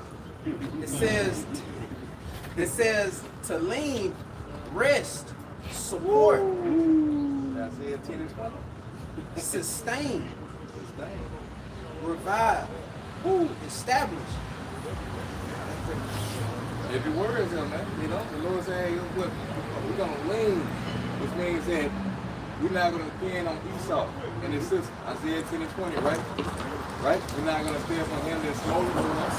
Right? We're going to stay up on the Holy One that is ready to truth. Perfect paraphrase, which means that when society falls, Esau's society falls, we're not going to lean upon what this man got to offer, but rather we're going to lean on the Spirit. Okay? It's Exodus 14 to verse 14. The Lord Yahawashi shall fight for you, and ye shall hold your peace. To hold your peace. You got a lot of niggas trying to figure out their own. They're trying to figure out their own way. You know? They're not willing to sit back and just be patient with the Lord. You know what I'm saying? But they make a hasty decision and do something that's off against the Spirit, and now all of a sudden, you know what I'm saying, your faith is, you don't believe, it's gone, because you didn't wait. That's how you're built up, man. You gotta endure. You gotta endure, man. We all had to endure. You know, that's what builds up confidence in Yahawashi, patience. Yeah. It's Revelation 3 and verse 10. Because thou hast kept the words of my patience, I also will keep thee from the hour of temptation, which shall come upon all the world to try them that dwell upon the earth. Get that word patience. Those that have kept his patience, the word of the patience, man. All right, let's go to what his testimony. You know, you didn't go back into the word because you got tired, you fainted, you became weak. You know what I'm saying? The Lord, he's not coming fast enough for me. I'm tired of waiting. So, hey, fuck whatever the scripture is. Hey, man. You really gotta contemplate the decision that you made, man. It's about counting the cost. When you have sufficient other bills, because we have entered into other men's labor and we're building a temple. So when you start something, you can't finish. You can't start finishing or working on this temple. You know, niggas taking their hand on the plow, man. You know, you asking for this, but you don't even believe that's where you draw. Yeah, this is the word for patience. Strong G52 81. It says steadfastness, consistency, endurance. Steadfast, consistency, endurance. The word endurance pretty much goes into what's being made hard, you know, with tribulation. But yeah, you're gonna catch hell. You're gonna catch hell, man. And that's what the scripture warns you about. Surah 2, right? I got it. Oh yeah, go ahead. This is all right. Bring it out up. Ecclesiastes 2 and verse 1. My son, if thou come to serve Yahawashi, prepare thy soul for temptation. See, you always bring the scripture out, man. That's one, the chapter that you must learn in the truth. When you come to serve Yahawashi, you gotta prepare your mind for temptation, because you're gonna have shit thrown your way by Satan, who is designed to sift you as wheat. You know what I'm saying? To test your faith. Isaiah 40:10 say, "I chose you out of the furnace of the furnace of affliction." You know. Yeah. So you're like, the Lord is making these jewels right now, so He's gonna put the fire upon you to see what kind of metal you are, man. And that comes with different trials and tribulations, as I said before. Like you can lose your family, your job, or financial situation, whatever it may be, according to this word, right? But at the same time, you have to have patience with the Lord and knowing that at the end of the day, He's merciful. The same thing He did with Job, right? You know? We said we have heard the end of Job and how the Lord is very merciful. Which means that you keep your integrity, and at the end of the day, you will be rewarded. It says, set thy heart aright and constantly endure. Constantly endure trials and tribulations. Set your mind right, constantly meditate upon the scripture, and let that be your security. Yeah. And make not haste in time of trouble. Make not haste in time of trouble. So certain individuals find trouble, right? And that make them hate. They say, I didn't sign up for this. You know? Hey, I didn't, hey, I'm getting too much here. Hey, I know I ain't deserve none of this shit. Hey, you deserve everything that you get in this truth, man. That's what you gotta understand. We all sin, you see? It don't matter what your level of persecution is, you deserve it. You know, but it's up to you with the spirit to endure. It says, cleave unto him and depart not away. Cleave unto Yahawashi by the way of the scripture, and depart not away. Don't forsake the truth. Yes. That thou mayest be increased at thy last end. Job. Somebody get James 5 and 10, Rawchaa. Yeah. Job. You heard the end of Job, right? He got everything back. Come on, hold the hell more than any of us can catch, man. You see? That's Romans 15:4. I got something for you real quick. This is the book of Luke 21, in verse 19. It says, in your patience possess ye your soul. Woo! In your patience possess your soul. See? That word patience goes to it with endurance, which means we made hard again, you know? So throughout your trials and tribulations, patience has to be put at the forefront. You gotta wait. You gotta wait on the Lord's mercy. See? So like if I may, another word for patience is being consistent too. Yeah. Because as you going through here, you still have to be consistent with serving Yahawashi and Yahawashi. You still gotta do the work. And that's what the Lord's trying. Like He's trying to see if you're gonna turn your back on the clouds because you can't hell. You know what I mean? But you persist in doing the work no matter what state you in, then that shows the Lord that myself, He's, you know, that's what I'm looking for. He's faithful. Yeah. Everybody, even the good man is gone. You see what I'm saying? He put a bag of money, let us watch. You know, so when he come back, he can give us more. You know, especially you put your talent into a napkin, but you're scared to bring it out. No, bring it out, man. That ease the pain when you going through shit and you still got to do the work of the Lord. Because then that cancels out whatever the fuck you was going through. Because now you focus on seeking the kingdom. Now that should keep your mind stayed upon your Yahawashi. No, I'm catching hell, but hey, the work still got to be done so I may receive the kingdom, man. That's it. What you got? That's it. But that's the forefront, you know? Doing the work. You gotta do the work no matter what, man. No matter what you're going through. What the Lord told who that Ezekiel who wiped out. The Lord told him, hey, better not cry. You don't even cry. You know what I'm saying? You better get your ass out there and prophesy. Now, shit. I was going to say that Samuel, he told how long should he mourn for Saul? Yeah. Hey man, the Lord said, hey, gird up your loins like a man. You know what I'm saying? But he wasn't a man to do so. Whatever you're going through, hey, you still got to do the work. At the end of the day, man. If you draw back, that's the Lord saying, hey, I don't know about this cat here, you know. I put the fire on this nigga, he ain't even gonna turn out like I thought he was. You see, he thought he get turned up for real. You already bitching out, man. Yeah. You know? The scripture say the Lord not gonna put more on you than what you can bear. You know? They gotta come into mind too. You know? You gotta know that whatever you're going through, the Lord is putting just enough on you to allow you. He's gonna allow you to get through it. Real quick, it's Hebrews 4. And then we start at verse 10. For he that is entered into his rest, he also ceased from his works, his own works, as the Most High did from his. Let us therefore labor. Now let us labor therefore to enter into that rest, lest any man fall after the same example of unbelief. Basically, enter into that rest is basically you doing this work until you get to the kingdom. Because the work is not done until you dead. There's no reason why you should turn your back on Yahawashi. It takes that in the book of Romans, the 8th chapter. Neither tribulation, probably, or nothing can separate us from the Lord. You know? Yeah, brother. I can sort of say, blessed and served when the Lord comes, he finds some doing. You know what I'm saying? Doing what? Doing work.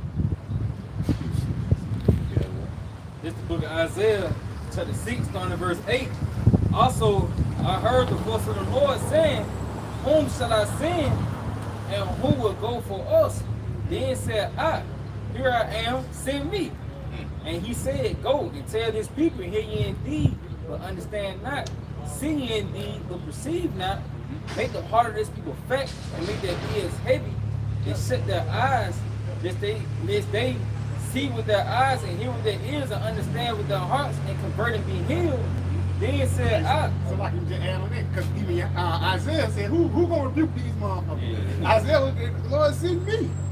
You know? A lot of props. Read it from the top. This one, verse 8, verse 10, verse 9. He said, go and tell this people, hear ye indeed, but understand not. Yeah, so we fall in the stock in a lot of Isaiah, okay, and the rest of the prophets. So we're sent forth to tell you people that hear ye indeed, which means that what you're going to hear what we're speaking, but you're not going to be able to perceive it. Talking about the 2/3, you know? See ye indeed. See ye indeed, but perceive not. Yeah, see ye indeed, but perceive not. If you see us on the highways and byways, but you don't take it into effect. You take it lightly, as if we just regular men out here just speaking, not knowing that the Lord is speaking through actual men on the highways and byways. So therefore, you're not going to take heed. Now, the Lord came down himself and spoke these words to you, then you'll take heed. But He's not going to do that. And He said, make the heart of this people fat. Yeah, make your mind fat with bullshit. That's why you get all these different distractions going on. All right, niggas thinking ahead where information can't get in, and they ultimately reject the word. Your mind got to be empty, man. You got to let go of everything that you thought you knew, all that bullshit, and let Yahawashi come into your mind. Then the Lord will sit with you. Yeah. He's saying, shut their eyes, and make their eyes heavy, ears heavy, and shut their eyes, lest they see with their eyes, and hear with their ears, and understand with their heart, and convert and be healed. Yeah, convert and be healed. Because ultimately, the words of eternal life are going to heal the elect. So there's an actual angel, that is blocking the minds of the 2/3 to where they can't receive this truth. They're too far within the cares of his life, within his family, his job, career, not knowing that, hey, this thing might come to the end, man. So what should you be working towards? But as the scripture say, Hebrews 4:2, you know what I'm saying? The God who were blind and mind and believe not. You see? Got something for you real quick. It's the book of Ezekiel 3, and I'm going to jump down to verse 7. But the house of Israel will not hearken unto thee, for they will not hearken unto me. For all the house of Israel is imputed in hard-hearted. Because see, the Lord already knew you niggas were not going to hearken. But see, we had to be a witness unto you anyway. We're in St. John 15:22. If I had not come and spoken unto them, they had not seen. Now that I've come and spoken, now they have no hope for their sins. So really, when you hear the prophets, that's the Lord really condemn you. But now, you don't have no fucking excuse now, man. It's different if you didn't hear. You know what I'm saying? So now that you heard the word of truth, you have no hope. That means you denied this word, therefore now you're going to be destroyed. It was, Got it. And he said, then said I, Lord, how long? And he answered and said, until the cities be waste without inhabitants, and the houses without man, and the land be utterly desolate. Yeah, what cities is that talking? They're talking about the cities of America, man. So you're not gonna get this information. The scripture say Ezekiel 33, I think 30. Then shall know that prophet was among you. Yeah. Because his word is really for the people of Israel. You know what I'm saying? That's what the Lord going to destroy too. That's why I go back into Ezekiel the 9th chapter. He said, start at my house. You know? I mean, that too. And go back to what you said, you got to do this work until pretty much until death. Yeah. Because he told Isaiah to do it until the cities be wasted. You know, so you got to continue in it until the thing that the Lord has spoke of actually bud forth to his profession until he shut you up. Yeah. And to prophecy be fulfilled. That's the spirit. That's the alarm. That's like an alarm system. The alarm don't start blowing until the fire out. You know, the lights. You know, the police. The lights don't cut off until everything's settled and everything's straight. So we're going to keep on talking till the Lord destroy this place, man. Say, you know, give him no rest. Yeah. To establish and make room and praise the This is spirit. This is a job right here. This is the task at hand. This is the greatest job on the planet right here that we're doing, man. You know, as lowly and insignificant as we look, we actually speak the decree of the Heavenly Father through His Son Yahawashi, man. You know, this is shaking shit up. Yep, second is it's like Isaiah 62 and verse 6. I have set watchmen upon thy walls, O Jerusalem, which shall never hold their peace day nor night. Ye that make mention of the Lord, keep not silence. Ye that make mention of the Lord, keep not silence. All right? That goes with the name. Okay? The Lord has set us up on a high tower and we're peering out, we're foreseeing the evils that are coming and we're warning our people. You know, get back into, you know, put your spiritual armor on, get in the safe house because destruction's coming. The Lord can bring the sword. Ezekiel 17. You know? So we're saying for the warn our people. Going to continue doing this until the wrath of the Lord comes. So where we can't do it no more because eventually the Lord's going to pull us back. You know what I'm saying? So where we can't teach no more. We're not going to be able to prove it. The Lord's going to make our tongue cleave to our mouth. See? And that spirit, the Lord, it's your spirit saying, I'm done talking. Yeah, the Lord when the Lord done talking and the prophets get put up on the shelf for the lack of our words, then our action is going to be seen. Because even once you, I think that book, Behold the Pale White Horse, they said the guy that's on a certain female list, you know what I'm saying, the red list or the black list, they're going to take them out 2 weeks before martial law. So don't, you know, for guys who claim to be Israelites, don't think when all hell breaks loose, you still going to be out here prophesying. No, they're going to have your ass locked up, man. So go ahead and get this money and preach right now. Because even once we in the concentration camps, brothers going to be prophesying, man. He even tell you that with Paul and Silas. When they was in the church and stuff like that, they was locked up in the den and they was singing songs and everything. Until the earthquake hit and everything they got busted free. And God was in an auction. He said, no, you know, you still in here, bro. I'm telling you that the spirit of Yahawashi is going to work miracles in that day, man. Even when people think, even Elijah thought no prophet was really out there, but guess what? They were still out there pushing that word, man. He have left 7,000 men that have not bowed down their knees to Baal. But once we get off the internet for a lack of better words, it's like the doors closed, man. And you're gonna have to have a special access to receive the words of Yahawashi, man. You know? Yahawashi. Come on. This Amos 5 and 13. It says, therefore the prudent shall keep silent in that time. Yes, he says, therefore the prudent shall keep silent in that time. You got it? For it is an evil time. Yeah, because ultimately, we ain't even gotta say shit. Because he's gonna be made manifest in front of your face, man. Whether it be the famine, or whether it be a wild beast that's created for vengeance. Yeah, those guys did say, those guys from the Street Colors did say something about a fucking Pokemon. It actually came to pass. Let's find them again. What that name they was calling on? Yeah, what? It wasn't G. It's gonna be a whole thing once the prophets get out the street corners, man. Got it? Now,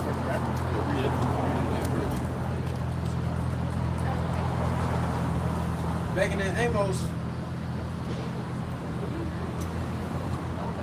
This is what the elect, the Israelites should be seeking right now, to be covered in that time. Back in that Amos 5 and verse 14, it says, seek good and not evil. Yep, see, good and not evil. And ultimately that good goes into what the doctrine. In Proverbs 4 and 2. If I give you good doctrine, don't forsake me not my law. That ye may live. That you may live. And so the Lord, Yahawashi, the power of hosts, shall be with you, and ye have spoken. That's like as ye have spoken. Yes, spoken. So the Lord's going to be with the ones who are seeking good, who are really seeking righteousness. You know, through our Lord Yahawashi. And they're going to be covered in that day, man. You know? Throughout whatever we're going through, the Lord's going to hide. He's going to pretty much cover the elect. All right? And he's going to hide his face from the 2/3.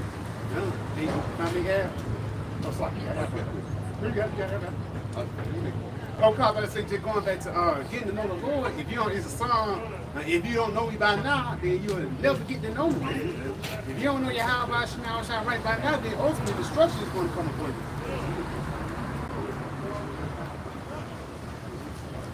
Okay. Yep, this Ecclesiastes 18 and verse 24.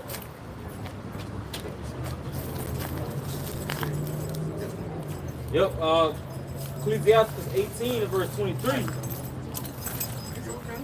Before thou prayest, prepare thyself, and be not as one that tempteth the Lord. Yeah, it says, before thou prayest, prepare thyself.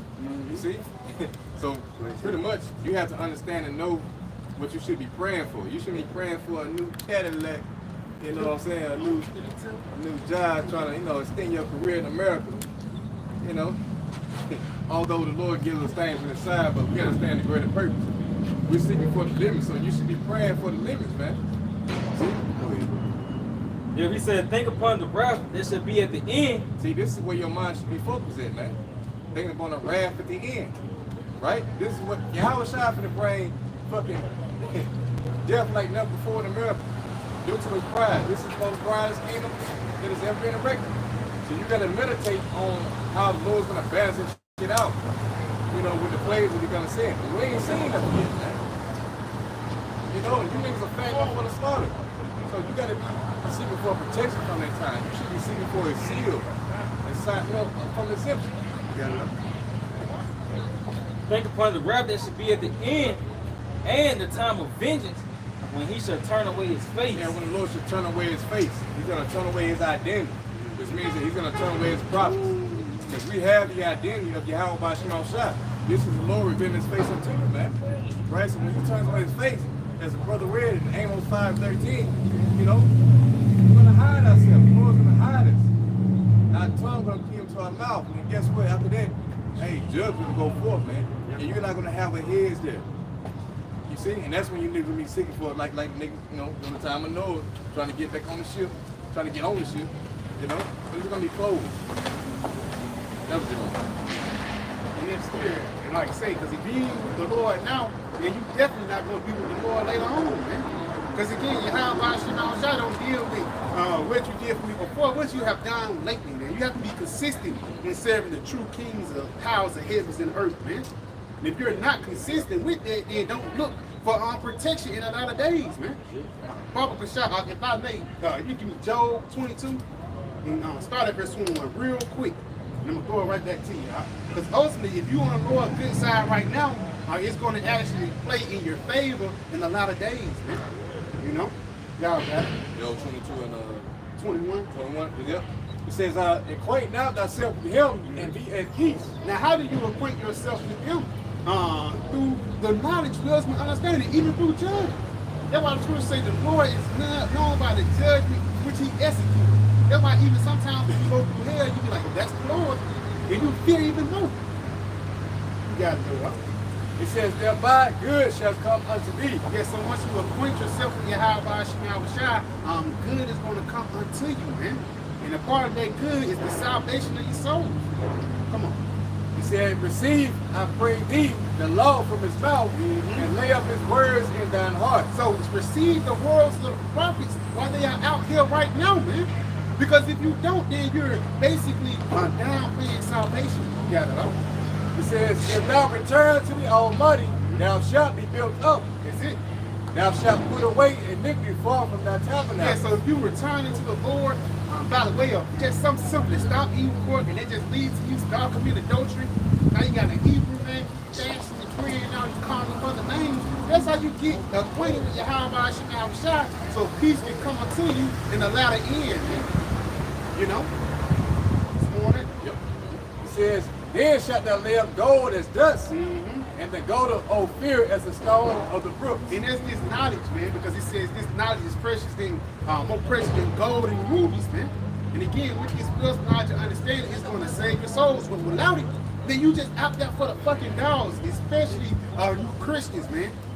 Christians who believe upon Jesus, guys who think, yeah, the 7-year tribulation, we ain't gonna have to go through it. We only get saved before that. Once these things actually hit you, people, you're gonna be lost in the fucking sauce, and it's gonna be a beautiful sight to behold too, man. You know, but y'all brothers got it. So, yeah, one more. Come on. He says, yea, the Almighty shall be thy defense, and thou shalt have plenty of silver. Yes, it says the Almighty shall be thy defense. Be thy defense for what? The time of Jacob's trouble. Because if you don't have the Lord on your side, then you fucked up. Bible shall give you Psalms 124 in verse 1. Because if the Lord is not on your side, ultimately then you're going to die, man. You know? Psalms 124 verse 1. A song of degrees of David. If it had not been Yahawashi who was on our side, now may Israel say.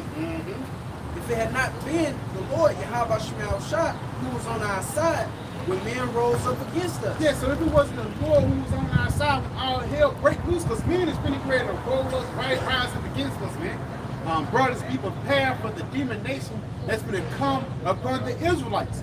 What they say, yeah, we connected, you know, and Esau is in a desperate mode. This nigga setting up agents, setting up fake channels in order to try to come with us. Lowly men. And for lack of better words, they did the same thing in the time of Nero, during the times of 70 AD, you know, 67 to 68, 69, and 70 AD. Ultimately, they had to play the blame game. It was a false flag, and they blamed it on the nation of Israel, man. Just so they can justify themselves from coming down having worked up. Just to believe that's going to come again. You got it, huh? Then they had swallowed us up quick when their wrath was kindled against us. Then the waters had overwhelmed us. Yep. The stream had gone over our soul. Continuing on. Then the proud waters had gone over our soul. And the proud waters, that's pointing at Esau, even the so-called white men. Because again, if you're not with Yahawashi, if you're not built upon that rock, then the floods and the water is ultimately going to overcome you. Whether it be in the form of your own thoughts, demons fucking with you, or whether it be a woman coming in your mind, coming in your name and saying, well, I don't believe, I think we should just go back to church, baby. Not knowing that that's going to actually lead to your devil, man. Come on, huh? It says, blessed be Yahawashi, who have not given us as a prey to their teeth. Because hopefully the Lord, he's going to preserve us, man. And we're not going to be a prey to their teeth like 2/3 of our people. Because 2/3 of our people is going to be target practice for Esau, man. It's going to be a beautiful thing to behold. Once you see niggas get knocked off left and right, and it's a beautiful thing because that's what Jake trusts in. Jake Thompson, they got 40 on them and this, that, and the third, not knowing that you're going to get shot with the same weapon. Brother, we just mentioned earlier how niggas going to have AR-15s over there in Israel. It's the same thing he was rapping about, nigga. So the Lord is going to make your biggest dreams come true. You want to be a killer, you want to have a whole bunch of ops, and the Lord just going to send your ass to the Middle East, man. You know? Oh, y'all got it.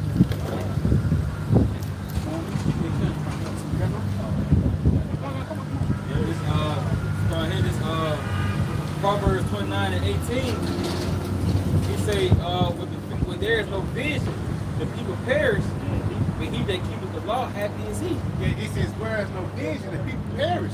Just going back into the famine of the word. Now, once this word stop getting pushing out the words of living water, once it be enclosed and it's only set for the initiated, hey, a lot of niggas are going to perish. Because if you take this word lightly, if you think we're just reading the Bible for things, then you're greatly mistaken. We're actually reading the Bible and telling you about the prophecies. World War III is happening. You know, don't think about that thing that Hamas and Israel is going to be downplayed and going to the corners. No, your ass going to end up in there now, man. Come on. One more for you. Yep, this 2 Chronicles 36 and verse 16. That's it. He say, but they mock the messengers of the Most High and despise his word. And ultimately, why you despise our word? Because we're teaching everything that you niggas hate, man. We tell you that America will be destroyed, but in 2 years you want to be a #1 rapper. Come on, man. He despised his word and misused his prophets. And misuse his prophets, because a part of you misusing the prophets is just watching it for entertainment instead of watching it to save your life, bro. It's a certain mindset you have to come with once you serve Yahawashi, and even listen.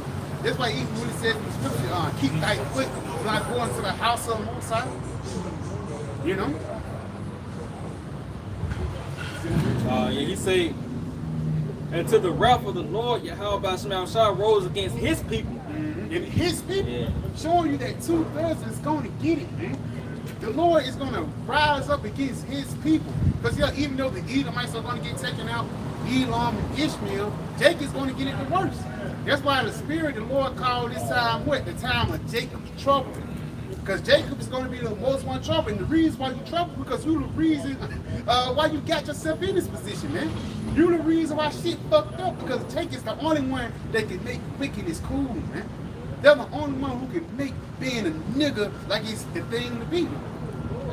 You know? Niggas, he's staying in a one studio apartment with the bed on the floor, but his Instagram popping, man. You know? Can't tell them shit. Can't tell them shit. Come on. Till there was no remedy.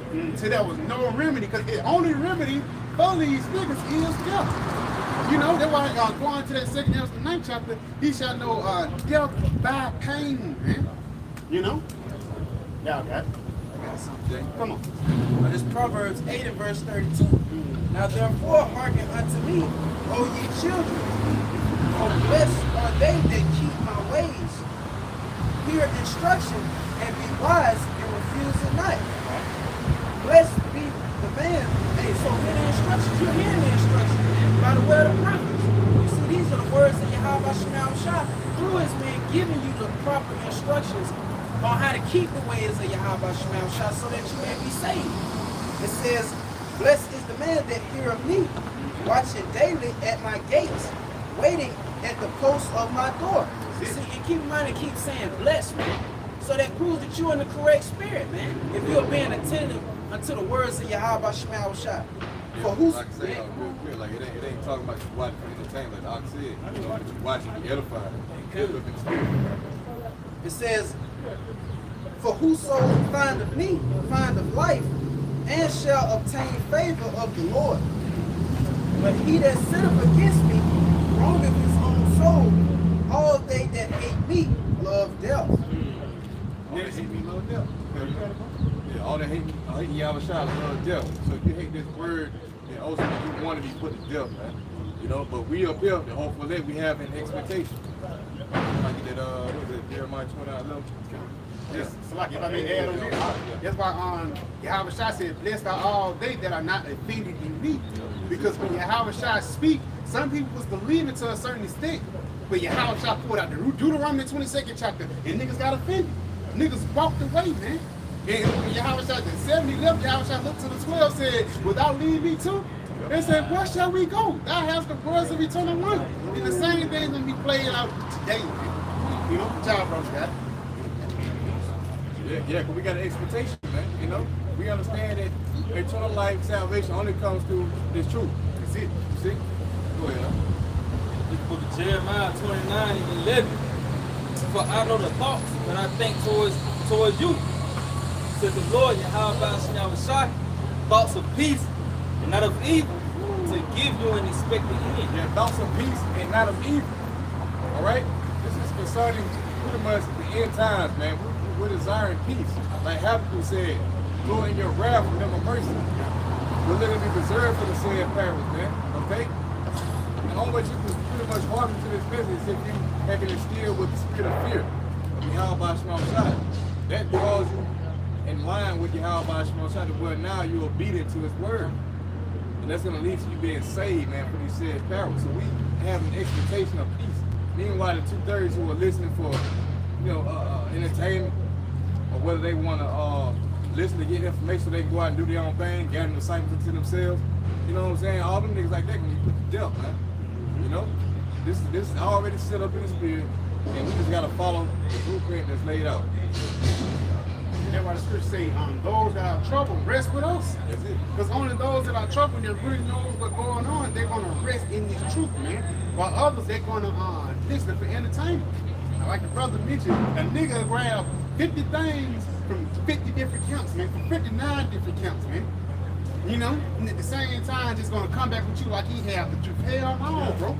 Niggas ain't got the spirit of discernment, you know? Because it's already a single file line. You see everybody going the same line. You dropped in there for a while, but now you're like, nah, man, I'm tired of going that way. I'm going to play my own path. Yeah, now you trying to, you stepping like, you know what I'm saying? You gonna follow me. You dismissing, hey, y'all, we going this way now. Yeah. How you doing? Now you get up to a fucking ditch. Gun. Come on. I got something real quick. This Ecclesiastes 1 and verse 14. It says the fear of the Lord is the beginning of wisdom. That's it. And it was created with the faithful and the wrong. Yes, the spirit. It says the fear of the Lord is the beginning of wisdom. And a part of you being wise is you hearkening to the correct doctrine, man. Take this engrafted word, which is able to save your soul, man. And you know if you don't fear, and if you don't hearken and cleave unto the words of Yahawah, Yahawashi, you know you're going to be destroyed. And it says it was created with the faithful in the womb. Someone who was predestinated to fear Yahawah, Yahawashi. Who was predestinated to do this work. You know? Come on, what's on it?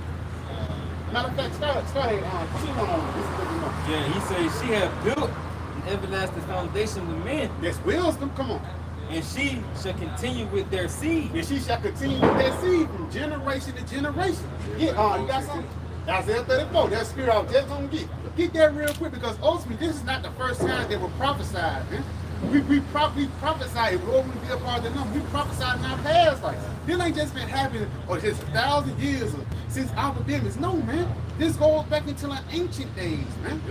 And like you said, it says, wisdom will with them from what? Generation to generation. You got it, huh? It's Isaiah 34, verse 17. And he have cast the lot for them, and his hand have divided it unto them by line. Right there, he said he have cast the light of what? The light of being the prophet or the light of believing. Because even you being a believer, that's a light, man. Come on. It says they shall possess it forever. From generation to generation shall they dwell therein. It says they shall possess it ever from generation to generation shall they dwell therein. Now go back into what you was at in Sirach, the first chapter, huh? Follow for sure. Yep, this is Rock 1 in verse 15. He says she had built an everlasting foundation with men, and she continued with their seed. To fear the Lord is the fullness of wisdom. Yeah, to fear the Lord is the fullness of wisdom. Because if you doing it for entertainment, you don't have the fullness of Yahawah, Yahawashi. Come on. Real quick. You got it? Continue with the seed. Rock 27:9, the birds will resort unto their light, and so with truth return unto them that practice in it. You got it, bro. Yeah, that's pretty much us returning to our life, you know. We shall continue in that seed, you know. So yeah, we're returning back into our light of being prophets and believers, and this is the Lord fulfilling His word that He has made with the believers, the predestined. That's it. Come on. Yep, he said the fear of the Lord is the fullness of wisdom, and fill it men with her fruits. Oh, it's like, yeah. He said she fill it all their house with things desirable. You know, filling your house with things that's desirable is wisdom, knowledge, and understanding, man. That's the thing that you should desire to be inside your mind. Come on. And the gardeners with her increase. He said the fear of the Lord is a crown of wisdom. Yeah, the fear of the Lord is a crown of wisdom, showing you. I say, let no man take that crown. So as soon as you stop fearing the Lord, then your crown is actually taken, man.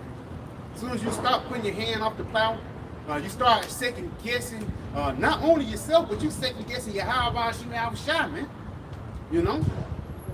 Yes, that was. Yeah. He said making peace and perfect health to flourish. Yeah, making peace and perfect health to flourish. Because yes, the Lord, He give you something that the world can't give you, and what that is, a peace of mind, man. That's how the Lord comfort us. He don't comfort us with carnal things, no, He comfort us with a peace of mind through the scriptures, through the precepts. Because you might be going through some bad shit, your baby mama getting on your nerves. You just open up the book and it's a precept that cheer you up, man. you late on the rent and stuff like that, you going to the precept, they want to chill your ass up, man. Not only to know things are going to get better, but to know you're going to be on top. These are things to look for, man, once we have the true understanding of Yahawah Shema Shah. That's it. Take your consequences, man. Because ultimately, Lord, he's going to bring us from that lower state to the higher state, man. You know, but I think that was pretty much it, man. You got some?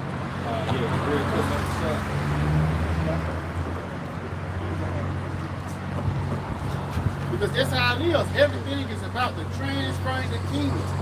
Us getting upon the rulership, the throne of glory, while Esau getting to the rulership of slavery, man. Esau, that's the only thing Esau gonna be ruling in the time of the kingdom of heaven. Only thing you're gonna be ruling over is plowshares and and pruning hooks. You know what I'm saying? You know, go ahead and get that. Yeah, this 1 Corinthians 14 and 32. He said the spirit of prophets are subject to the prophets. Yeah, the spirit of the prophets are subject unto the prophets. Meaning what? If you was a prophet in your past life, you're gonna be a prophet now, man. It's not like you're gonna switch up and you're gonna be an entertainer. No, man. The Lord don't change. He didn't say that in the book of Malachi, the 3rd chapter. I'm the Lord thy power, I change not. So he don't even change his works. You know what I'm saying? He might have a nigga in the tip service in there, but ultimately when his time is done with, he's gonna have to take his ass back home. While the ones that's already hired on will continue to push, man.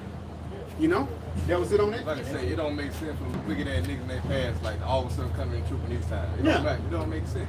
You know what I'm saying? So yeah, the righteous one gonna keep coming back in their lot until they get the reward of salvation, man. That's a lot that we hope to be in. That's it. And even if they brother, give me Daniel 12 in the last chapter, showing you and get Revelation 10 in the last chapter, showing you that reincarnation, man. You gotta always come back in your life and do the will and the work of Yahawah Shema Shah. This is not about will, man. Come on. Yeah, this Daniel 12 and 13. He say, but go thou thy way to the end be, for thou shalt rest and stand in thy lot at the end of the day. Yeah, it says go into thy rest until the end be. What that mean? You die. Into the end be until you sell it in your lot at the end of days. And how are you selling your lot? By prophesying, because this Daniel. Because that's to believe Daniel came back in this time teaching, man. You know, whoever he is. You know what I'm saying? We know. But through the Spirit, get that Revelation 10th chapter. Revelation 10 and verse 11. Because Daniel was in Babylon, man. And he was prophesying against America like we are too. We enter into Daniel labor, man. He the one that taught us. You know, he taught our elders and the elders taught us, man. Come on. It's Revelation 10 and 11. And he said unto me, thou must prophesy again before many peoples and nations and tongues and kings. And that shows you, Dan, he was telling Daniel, yeah, your job is not done, Daniel. Yeah, I know you was back there with Nebuchadnezzar now. I mean, you're going to have to come back in the Roman Empire. I know you was right here in the Roman Empire with, Caesar and them. Now you're going to have to come back in the American Empire. But one thing about this empire, this is the last time, bro. Because he tells you that once we get into the kingdom, it's going to say what? We're not going to teach nobody to say, know ye the Lord. You feel me? We're not in new covenant yet. You see what I'm saying? Showing you that you niggas don't know what you talking about, man. You niggas don't know Yahawashi, man. You know? Come on. Oh, come. You got. Come. You ain't got nothing. Get that Ezekiel. Ezekiel 17 and verse 24. And all the trees of the field shall know that I, Yahawah Shema Shah, have brought down the high tree. Yes, all people gonna know that the Lord have brought down the high tree. And that high tree is the representation of Esau. Because he's the highest ruling nation. Come on.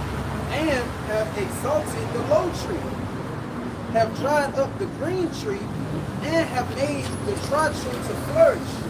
Out of the Lord, Yahawah Shema Shah, have spoken and have done it. Yeah, our Lord have spoken and have done it. What the Lord is doing. When Yahawah Shema Shah is doing, he's making the Lord making prophecy manifest, man. Like shit like that, man. That's a part of prophecy. Noise, whoops, you know what I'm saying? They're in the 3rd chapter. Come on. It's Ezekiel 17:24. And all the trees of the field shall know that I, Yahawah Shema Shah, have brought down the high tree, have exalted the low tree. And that low tree is what? The nation of Israel. Come on. have dried up the green tree, He gonna dry up this kingdom of Esau. Come on. and have made the dry tree to flourish. And the Lord is making us flourish right now because we have the wills of the knowledge and faith of the Lord, man. This is Esau's biggest fear, us having this truth, man. Come on. I, Yahawashi, have spoken and have done it. And this the Lord basically talking in the past, present, and future, you know? Because ultimately the Lord, it already happened, but it's going to be made manifest soon in this earthly realm. Give me with the brothers just quoted their Psalms. 60 something. Because Esau, his kingdom is going to run up. But after Esau kingdom, what's going to happen, man? After this society, what's next? Come on. This is the book of 2nd Ezra, chapter 6, verse 7. Then answered I and said, what shall be the pardon asunder of the time? Or when shall be the end of the first and the beginning of it that followeth? So when is going to be the end of this first empire, the beginning of the kingdom of heaven? Come on. It says, verse 8, and he said unto me, from Abraham unto Isaac and Jacob and Esau were born of him.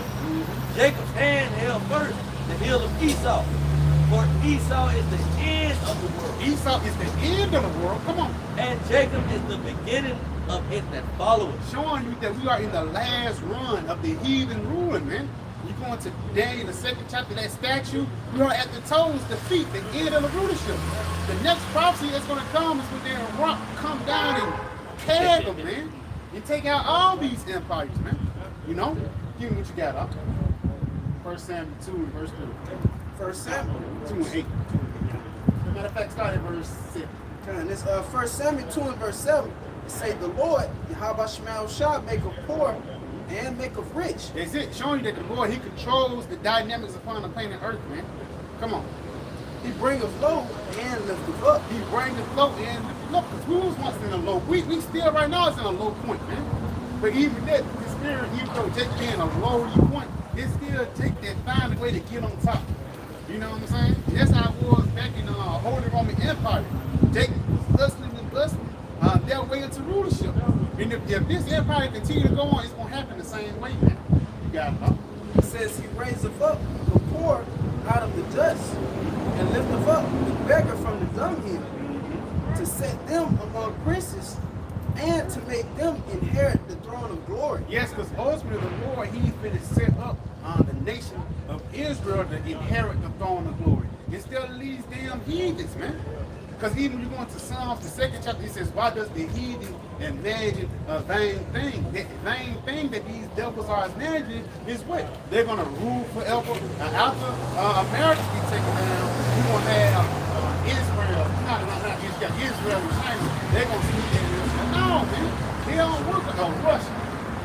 Russia is the next guys up. It's not like that, man. The next one's up is the nation of Israel.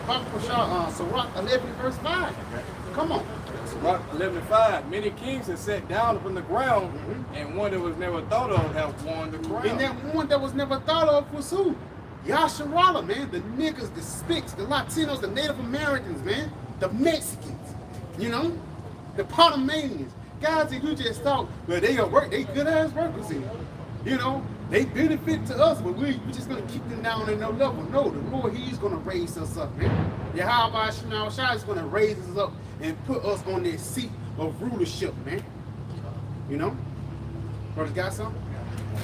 Come on. It says, back in that 1 Samuel 2 and verse 8, it says, for the pillars of the earth are the Lord's, and he have set the world upon them. Yeah, the pillars of the earth are the Lord's, and he have set the world upon them, man. So ultimately, it's Yahawashi who giveth rulership. You know? Give me what you got. Yeah, this Daniel chapter 4 and verse 17. He said, this matter is by the decree of the watchers and the demand by the word of the Holy One, that the intent, to the intent that the living may know that the Most High ruleth in the kingdom of men and giveth it to whomsoever he will. Yes, Yahawashi, he ruled in the kingdom of men. And he gave to whomsoever he will. The Lord, he gave Elam a chance to reign, Moab, Ishmael, everybody had a chance to, do what they like to do. That's how you know Yahawashi, he's a very just power. But we've seen the results of these different heathens ruling. We see what happened with Elam, Darius. We see what happened when they ruled. We see when Nebuchadnezzar. We see what happened when they ruled, man. We see when Alexander the Freak. We see what happened when he ruled.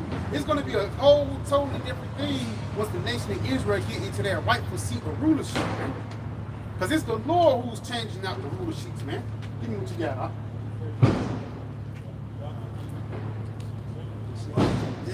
Daniel 2 and verse 20. It says, Daniel answered and said, blessed be the name of the Most High forever and ever, for wisdom and might are his. Come on. Yeah, wisdom and might are his, man. In the spirit, that's why his name is the Almighty, because he have all might in his hand, man. You know? How you doing? Good, how are you? Let me ask you this. What's your heritage? What's your I'm nationality? Norwegian and German. I mean, Norwegian and European. Norwegian, European. Ashkenazi. You say you're Ashkenazi Jew? Oh, for real? So what you think about what's happening over there in Israel and Hamas? You support that? No. I think most of it's to do with oil trade and Saudi Arabia and the Middle East or like that. They're not making any money off of it. Well, the contraction is in their land. It's all about money. Eh? So you don't think the Jews did that wrong either? The Jewish. Okay, yeah, my bad, sister. My bad. Oh, so who the real Jews? Who the real Jews? Now the Jews come in many different colors. I mean, we have pure blood of all different colors. So, well, what's the original color? The original color of the original Jews is kind of a lighter skinned albino. Ah, come on now. You gonna do it like that. Hi. Okay, if they the modern day African American document, they were more of the Hebrew or but that the ain't that's where Hebrew come from, a Jew? Hebrew come from Hebrew, which is like the grandfather Abraham, if I'm not mistaken. He come from the line of Abraham, right? In Israel, when the Bible was born, there were all colors. Now, Lord, give me And there was darker and then they there was said the lighter. out of all trees of the field I have chosen thee. They give me that Psalms 140, like 7, like that verse. I have not known because let me tell you this, at the end of the day, the Lord have always chosen one people, one nation. The Lord have never chosen many people. There's only one people that's the people of God, and he's not those ish people. You feel me? And again, I'm gonna say this one thing too. Skin color really don't matter. Now the Lord deal with the spirit. He says in Romans the 9th chapter, your spirit bear with our spirit, that we are the church of the Most High. Now we can tell, we read the spirit if you are Edomite or whether you are Jacob or whether you are the other nation. You see what I'm saying? Because one thing to identify the nation of Israel, they always got to be in a lower state. Ain't this very known? You go back into the time of Moses and all that, we was always in a lower state, and the Lord had to save us and deliver us out of it, right? And Norwegians were also. I mean, there's Norwegians already. That's a modern name. Oh, you talking about? That's Edomites though. I can show you that in the scriptures. Give me Job 30. I'm gonna show you about Neanderthals and all that. That's Job 30. Those Neanderthals actually goes back into the Edomites. Put the sign on. So you're saying an Edomite is an Arab? No, an Edomite is a Neanderthal. Y'all done way more research than I have. Well, let me show. Neanderthal is like completely like kind of like what they would say like similar to. Yeah, like a monkey guy. Do you know that? That's actually reading the scriptures. I would definitely agree with you that people who have melanin on their skin are definitely more inclined to intelligence. Ain't that funny? We're going to read this real quick. Read that for me. All right. The book of Job, chapter 30, verse 1. It says, now they that are younger than I have me in derision. Yeah, they that are younger than I have me in derision. Come on. Whose fathers I would have disdained to have set with the dogs of my flock. Now, one thing about Edomites are infatuated with dogs. They the one that came out with this is man's best friend. And the reason why they're so fascinated with that dog because they be doing unnecessary things with them, man. You know? But we're doing unnecessary. They was doing things that was unholy. We have people who are kind of like dogs. Yeah, but it's going to show you. It's going to show you. You want to find your verse? Yeah, get that Job 30. Go ahead and continue on. Huh? Yep. Verse 2. It says, yea, whereto like the strength of their hands profit me. whom old age was perished. For want and famine, they were solitary. They were solitary because at one point, Edomites, they was kicked out the city because every time an Edomite came around, bad things happened. Things was missing, crops was getting messed up, somebody stole something. So it got to a point they had to shoot them out. And not only just black people, but Ishmael, so-called Arabs, everybody hated the Edomites in that day. That's why I tell you that in the book of Obadiah, thou art greatly despised. You know, you got it, bro. It says, fleeing into the wilderness in former time desolate and waste. Yeah, no, read that again. You got it. Fleeing into the wilderness and in former time desolate and waste. Come, because again, they ain't dwelling no cities, man. Come on. It says, who cut up meadows by the bushes and jump roots for their meat. Yeah, because ultimately the Lord had to give them a certain diet. Because even once you go into a diet of an Edomite, they don't eat their food cooked, they eat their food raw. Let me ask you this. How you like your steaks? I like it medium. You like it medium? You like your meat bloody? I don't like it bloody, but I like it to be tender, so I don't want it to be cooked so hard and tough. But we can eat raw things if they want to eat raw. You said what? I thought when Corona came out, it was they like it raw. Yeah, I mean, but like things, you can't eat it like that, because even it says in the scriptures. You can eat fish raw. No, you can't. No, you can't. It's a consequence behind it. That's why people have salmonella. They stomach get fucked up. Ultimately, your body rejects it. Like people eating steak tartare. You can't eat steak tartare every day. No, you're right. Because you know why? It's your body's gonna actually fight against itself. You poison yourself once you eat raw food, whether it be sushi or anything. Come on now. Okay, cut. Yep. Verse 5, Job 35, they were driven forth from among the men. They cry after them as after a beast. Now, come on. It says, to dwell in the cliffs of the valleys, in caves of the earth, and in the rocks. Yes, and that's spirit. That's why even when you look up today, all these buildings look like caves, man. It's built up with rocks and stuff like that. It's plenty of ways you can build it up, man. Come on, get it to me. It says, verse 7, among the bushes they brayed, under the nettles they were gathered together. Under the bushes they braid. Do you know what braiding is? That's like ooh, ooh, That's it. Showing you that Edomites are the original Neanderthals. Continue on. It says they were the children of fools. Yeah, children of base men. Yeah, they the basest men upon the whole planet Earth. You know, do you know it was a royalty with Edomites to eat out your grandma's store and things like that? They used to wear clothes until. Still not corn. But that's what I'm saying. Those are Edomites. They are well clothes until the clothes deteriorate off of them, man. They are unclean and unsanitary people, just like the evil, man. Come on, now. It says they were viler than the earth. Viler than the earth. Get that word viler from me. Yeah, extremely unpleasant. Because again, it's a vile man that rule over us. Because let me ask you this, what you think about the LGBTQ community? I support homosexuality. I do not support the pageantry and faggotry. The what country? Faggotry. What's the difference? Kind of like just people love nothing. I think some people get caught up into it to where they're doing it for money and attention more so than they're doing it because they're attracted to the opposite. So, to simplify it, you agree that it's okay for a man to be with a man? No, I do not. What about a woman with a woman? I do not agree. I think it takes better to understand sexually if they're going to be that way and they are put it together in a more sexual relationship, not necessarily physical. At the end of the day, It is it's off. modern day, but I don't think they should run So, I ain't accept the shit. It's off. so it's okay. It's okay for a man to be attracted to a man without having sex. But in modern day, you can't discriminate. Yeah, you can't, yeah, I Because there's understand. bylaws in America that say that you can't. But in France, the same thing was happening way before 1985 when HIV came out. Yeah. It had plagued Africa and it plagued France like there. Most of Africa denial is probably coming from Europe. But let me tell you this, you said something about the homosexual and stuff like that. Do you know America is a highlight of homosexuals? Just like what? What Bible story it comes to? Sodom and Gomorrah. Do you know that America is going to get the same judgment as Sodom and Gomorrah? Give me Isaiah 13:9. Because at the end of the day, biblical prophecy must be fulfilled, man.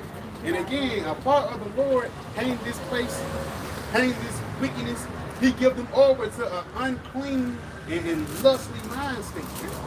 Y'all brothers got it. It's Isaiah 13 and verse 9. Behold, the day of the Lord cometh, cruel both with wrath and fierce anger, That's it. to lay the land desolate, and he shall destroy the sinners thereof out of it. He says the Lord is going to destroy the sinners thereof out of it. Now, is a man being with a man, is that sin? Yes. Come on. Christian religion, but if they're not Christian, they're agnostic. Whether you Christian or not, a sin is a sin, sweetheart. Come on, man. Jump down to Verse 13 says, therefore I will shake the heavens, and the earth shall be removed out of her place. And no, it's a lie. My bad. But like I said, the heaven's going to be shaking out their place. Come on. Jump down, Verse 19, it says, in Babylon, the glory of kingdoms. That's America today. America is the representation of Babylon being the glory of kingdoms. In spirit, that's why glory kingdoms right now. You know? Come on. It says the beauty of the Chaldeans, excellency. Because this place, America, is where everybody want to be at, man. Everybody across the whole world want to come to America to have a better life. But once you come to America, you actually have a worse life. I actually, if it was a guy, this guy, he was from Africa. Now, Facebook is dead. It says 21 says, but why think of the dead shall lie? You know what that means? What do you mean? That's the Greek version of you guys. The Greek version of you guys. Oh, wow. Oh, But a Greek version. okay, I see what you're saying. Wow, he's okay. Caucus on. Come on. Agreed. Get that one more time. Yeah, Isaiah 13 and verse 19. I see. And Babylon, the glory of kingdoms. Because no matter what you say, Babylon's still going to be destroyed here. Babylon, the glory of kingdoms. Come on. The beauty of the The Chaldeans. beauty of the Chaldeans. This place, in one place, this place is beautiful. Yeah. Motherfucker, look, fine little thing, perky dress, and nice sips and things like this. But as she got older, you know, time weighed on her. Same thing with America. Come on. Say, the beauty of the Chaldeans' excellency shall be as when the Most High overthrew Sodom and Gomorrah. That's the Most High overthrew Sodom and Gomorrah, man. So the same judgment is going to happen unto the Edomites. It's going to be the same judgment is going to happen to these Americans. And the same judgment happened to these Sodomites is going to be the same judgment that happened to America. An African American blade who was righteously just. Where his father was? Where his father was? No, I mean, she's born in Japan. She was raised. Yeah. By, Man, it all goes back to the nationality of your father. Y'all brothers got something? Sure. When brother ain't got nothing, give me Jeremiah 50 and verse 1. Because that's what we out here to teach, man. Destruction and only destruction. All the wickedness and bullshit that be here. I don't. You know what I'm saying? You should want to get out here too. I'm gonna be honest. I do want to get out of here. I'm trying to get liberated. You feel me? I'm telling you, once we get out of here, bro, it's like it says in the book of Revelation, the 21st chapter, it should be no more crying, no more tears, and no more sorrow. For all the former things are passed away. This life will pass away. Give me that Jeremiah. I'll pop the shot. Jeremiah 50 and 1. Thus said the Lord, Yahawashi, where is the bill of your mother's divorcement? Yeah, 51. Yep. Oh, slap. Let's say, get to me. I say, feel them. That's spirit now. That's spirit now. Come on. Jeremiah 50 and verse 1. The word that Yahawashi spake against Babylon and against the land of the Chaldees by the prophet Jeremiah. Declare ye among the nations. Guess what we're declaring amongst the nations? What we saying? Come on. And publish and set up a standard. And as we publishing it and we setting up a standard right now, we feel it. We feel it. Biblical prophecy. Come on. Publish and conceal not. We're not going to conceal the matter that the Lord have revealed unto us. And what the Lord have revealed is the destruction of America, man. Give it to me. It says, say, Babylon is taken. Baal is confounded. That's it. Merodach is broken in pieces. All these idols, Christmas, Halloween, we breaking all that down. Christmas don't feel like Christmas no more, don't Sweet Christmas in life. it? Come on. Her idols are confounded. Her idols are confounded. Her images are broken in Her pieces. images are broken in pieces. The Lord break this motherfucking place down, man. Come on. Or your DNA is broken down. For out of the north there cometh up a nation against her. And what's that coming out of the north, man? This is what's gonna come out of the north. ICBM nuclear missiles, man. Because this is the same thing that this guy used to get on top, and the Lord is gonna use the same thing to get him out of power, man. Come on, huh? We shall make her land desolate. It's gonna make the land. This for the desert eagles and stuff. You know what I'm saying? Used to my wild beasts. You feel me? Come on. It say, and none shall dwell therein. You left your balloon on the top. They shall remove, they shall depart. They shall depart. Come on. Both man and beast. Both man and beast. We're gonna wipe out all this. No matter what people do, no matter how many spells get casted, no matter how many times people try to cut down our videos, the will of the Lord is gonna stand. No matter what goes on. We confident because we know it. In those days and in that time. In those days, in that time, which is the time that we are in now. Because while everybody is living in folly and living up in this society, and may the Lord kill these people. The Lord gonna kill these people like this. Here, it looks pissy ass nigga, man. Give it to me. I'll read them one time. It says, in those days and in that time, saith Yahawashi, the children of Israel shall come. They and the children of Judah together. Now, when this prophecy was fulfilled, since you saying people in Israel are the Jews, when did Israel and Judah came together? At the time the Bible was written, the people in Israel weren't Jews, they were Jewish. No. What do Jew go back into? What do Jew go back into? A Jew is a blood code. Now, what do Jew mean? What it mean? What it go back into? It is the When you go original into Jew, people. They turn the were- sign around. Huh? Once you go into Jew, it actually goes back into the tribe of Judah. Yes. Okay, now you said, okay, that's the Jews over there in Israel, the Ashkenazis, you know. You said he was an Ashkenazi Jew, right? So since you from a Judah, we're the tribe of Benjamin, Levi, Simeon, Zebulun, Ephraim, Manasseh, Gad, Reuben, Manasseh, Asher, and Ishkari.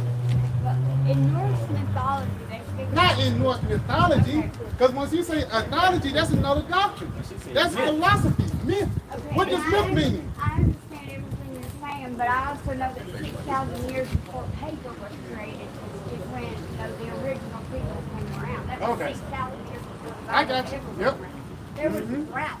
There was a whole plague in Africa. There was hardly nobody left in Africa because the water flooded from the Nile, and it was bad. That's it. Have a good That's time. it. Have a good Get time. to me. But I'm not having Get your balloon from under the car. Get your balloon. But there's way more It's other that, things it says, to do. they and the children of Judah, they and the children of Judah together, going and weeping, they shall go and seek Yahawashi, their power. Yeah, and that's what we're doing right now, man. Those Amalekites are not seeking their power. We are the only ones that's seeking our power, man. Get it to me. Huh? Let's sit on it. Come on. Papa Bashar, give me Revelation 18, you start at verse 2. Matter of fact, start at verse 1. Revelation 18:1. After these things, I saw another angel come down from heaven, having great power, and the earth was lightened with his glory. And he cried mightily with a strong voice, saying, Babylon the Great is fallen, is fallen. And that's going to be the end goal of it, man. Because no matter how many witches and warlocks Esau try to do, or how many spells they try to cast, for lack of better words, the spirit of prophecy will be fulfilled, man. You know what? Put this shit, you know, different frequency. Come on, huh? Yep, we say it's become the habitation of devils, and the hole of every foul spirit, and a cage of every unclean and hateful bird. Yeah, every unclean and hateful bird, because this bitch right here talks about Yahawah wild beast in Greek terms. It's a fucking crackhead, man. You can talk shit like that, but even the Edomite in a low and proud estate, you still trying to stick up your nose against Jake, man. You know? But that ever unclean and hateful bird, that's going to be the only creature that's going to be able to dwell here in this desert land. Because the Lord is not going to make this place but nothing but dust and smell of smoke. Big ass desert, man. Yeah. We say, Desolation.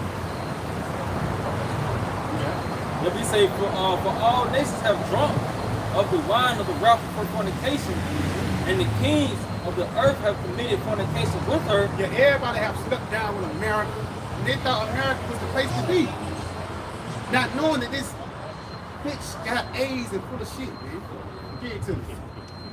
And the merchants of the earth are waxed rich through the abundance of her delicacies. And that's the reason, that spirit she's talking about Saudi Arabia and money. That's the reason why that's going up there in Israel. It has to do with money and land and resources, man. People are not bowing down to these Ashkenazi Jews anymore. They realize these niggas was the devil. You got it? Says, I have heard another voice from heaven saying, come out of her, my people, that ye be not partakers of her sins, and that ye receive not of her plagues. And then coming out of her, my people, is talking about the elect getting beamed up from the dangerous plagues that's going to hit this place. And that dangerous plague is going to be those ICBM nuclear missiles, man. You know? Get there real quick. And then again, this is how we want to get beamed up. But before my knees come, we're going to need these to get out of here, man. Read that again, not verse 4. And you say, for her sins, verse 4. And I heard another voice from heaven saying, come out of her, my people, that ye be not partakers of her sins, and that ye receive not of her plagues. For her sins have reached unto heaven, and the Most High Yahawah have remembered her iniquities. Yes, the Lord have remembered all the bullshit that these devil done. Even going back to the Babylonian Empire, all the way back into Cain and Abel. And he is going to repay you from your wicked deeds. But ultimately, he's going to save the nation of Israel from it. You know? The elect. Anybody got something? I got something. Give it to me. Book of Numbers 35, verse 33. So you should not pollute the land wherein you are, for blood it defileth the land. And the land cannot be cleansed of the blood that is shed therein, but by the blood of him that shed it. Yeah, pretty much the Lord has prepared a great slaughter for you Edomites. You see the rape, robbing, filthy going on ever since Christopher Columbus came over here with the so-called native, the northern tribe, leading all the way up to Jake, man, they came over here, right? The southern tribes, okay? Judah, Benjamin, and Levi. And has continued on to this day. So there's a lot of bloodshed that you Edomites have committed on the soils of America that has not been cleaned up. And which they cannot be cleaned unless your blood is shed. And that's why the Lord is prepared for you Edomites the instruments of death, trying to get to the Son of Self, verse 12. That's why you see the talks of nukes in the news, World War III. All right? The Lord has prepared a great judgment for the Edomites. Okay, that is soon to come. This Psalm 7 and verse 11. The Most High judgeth the righteous, and the Most High is angry with the wicked every day. Yeah, so Yahawashi is angry with the wicked Edomites every goddamn day, man. Seeing the atrocity they have committed, the lawlessness that's been pushed forth. Every day, every day the Lord wants to destroy this thing, but guess what? The Lord is, he's pretty much bound by his word. Everything has to play out. And we come into that perfection for it. He say, if he turn not, he will wet his sword, and he have bent his bow and made it ready. Yeah, so if he turn not, the Lord's going to sharpen his sword, and he's pretty much bent his bow, talking about the silos, to make what? Read the last part again. And made it ready. And made it ready. So the Lord is preparing judgment for you, for America, you Edomites. Okay? He say he have prepared for him the instruments of death, and he ordained his arrows against the persecutors. Yeah, so you gotta ask yourself, like, what's the instruments of death? All right, what's the arrows that are going to be ordained against the persecutors? This is a dark saying, like we mentioned before. You know, the Lord, he speaks, you know, pretty much through dark parables, sometimes symbols, so on and so forth. Mystery, yeah, mystery. All right, that's a dark saying concerning the thermonuclear fire, the ICBMs going to be shot at America, persecuted, right? Matter of fact, somebody get Isaiah 54:16. I think it's a little bit more, man. Yeah. He said, behold, he travaileth with iniquity, That he travaileth with iniquity. and hath conceived mischief.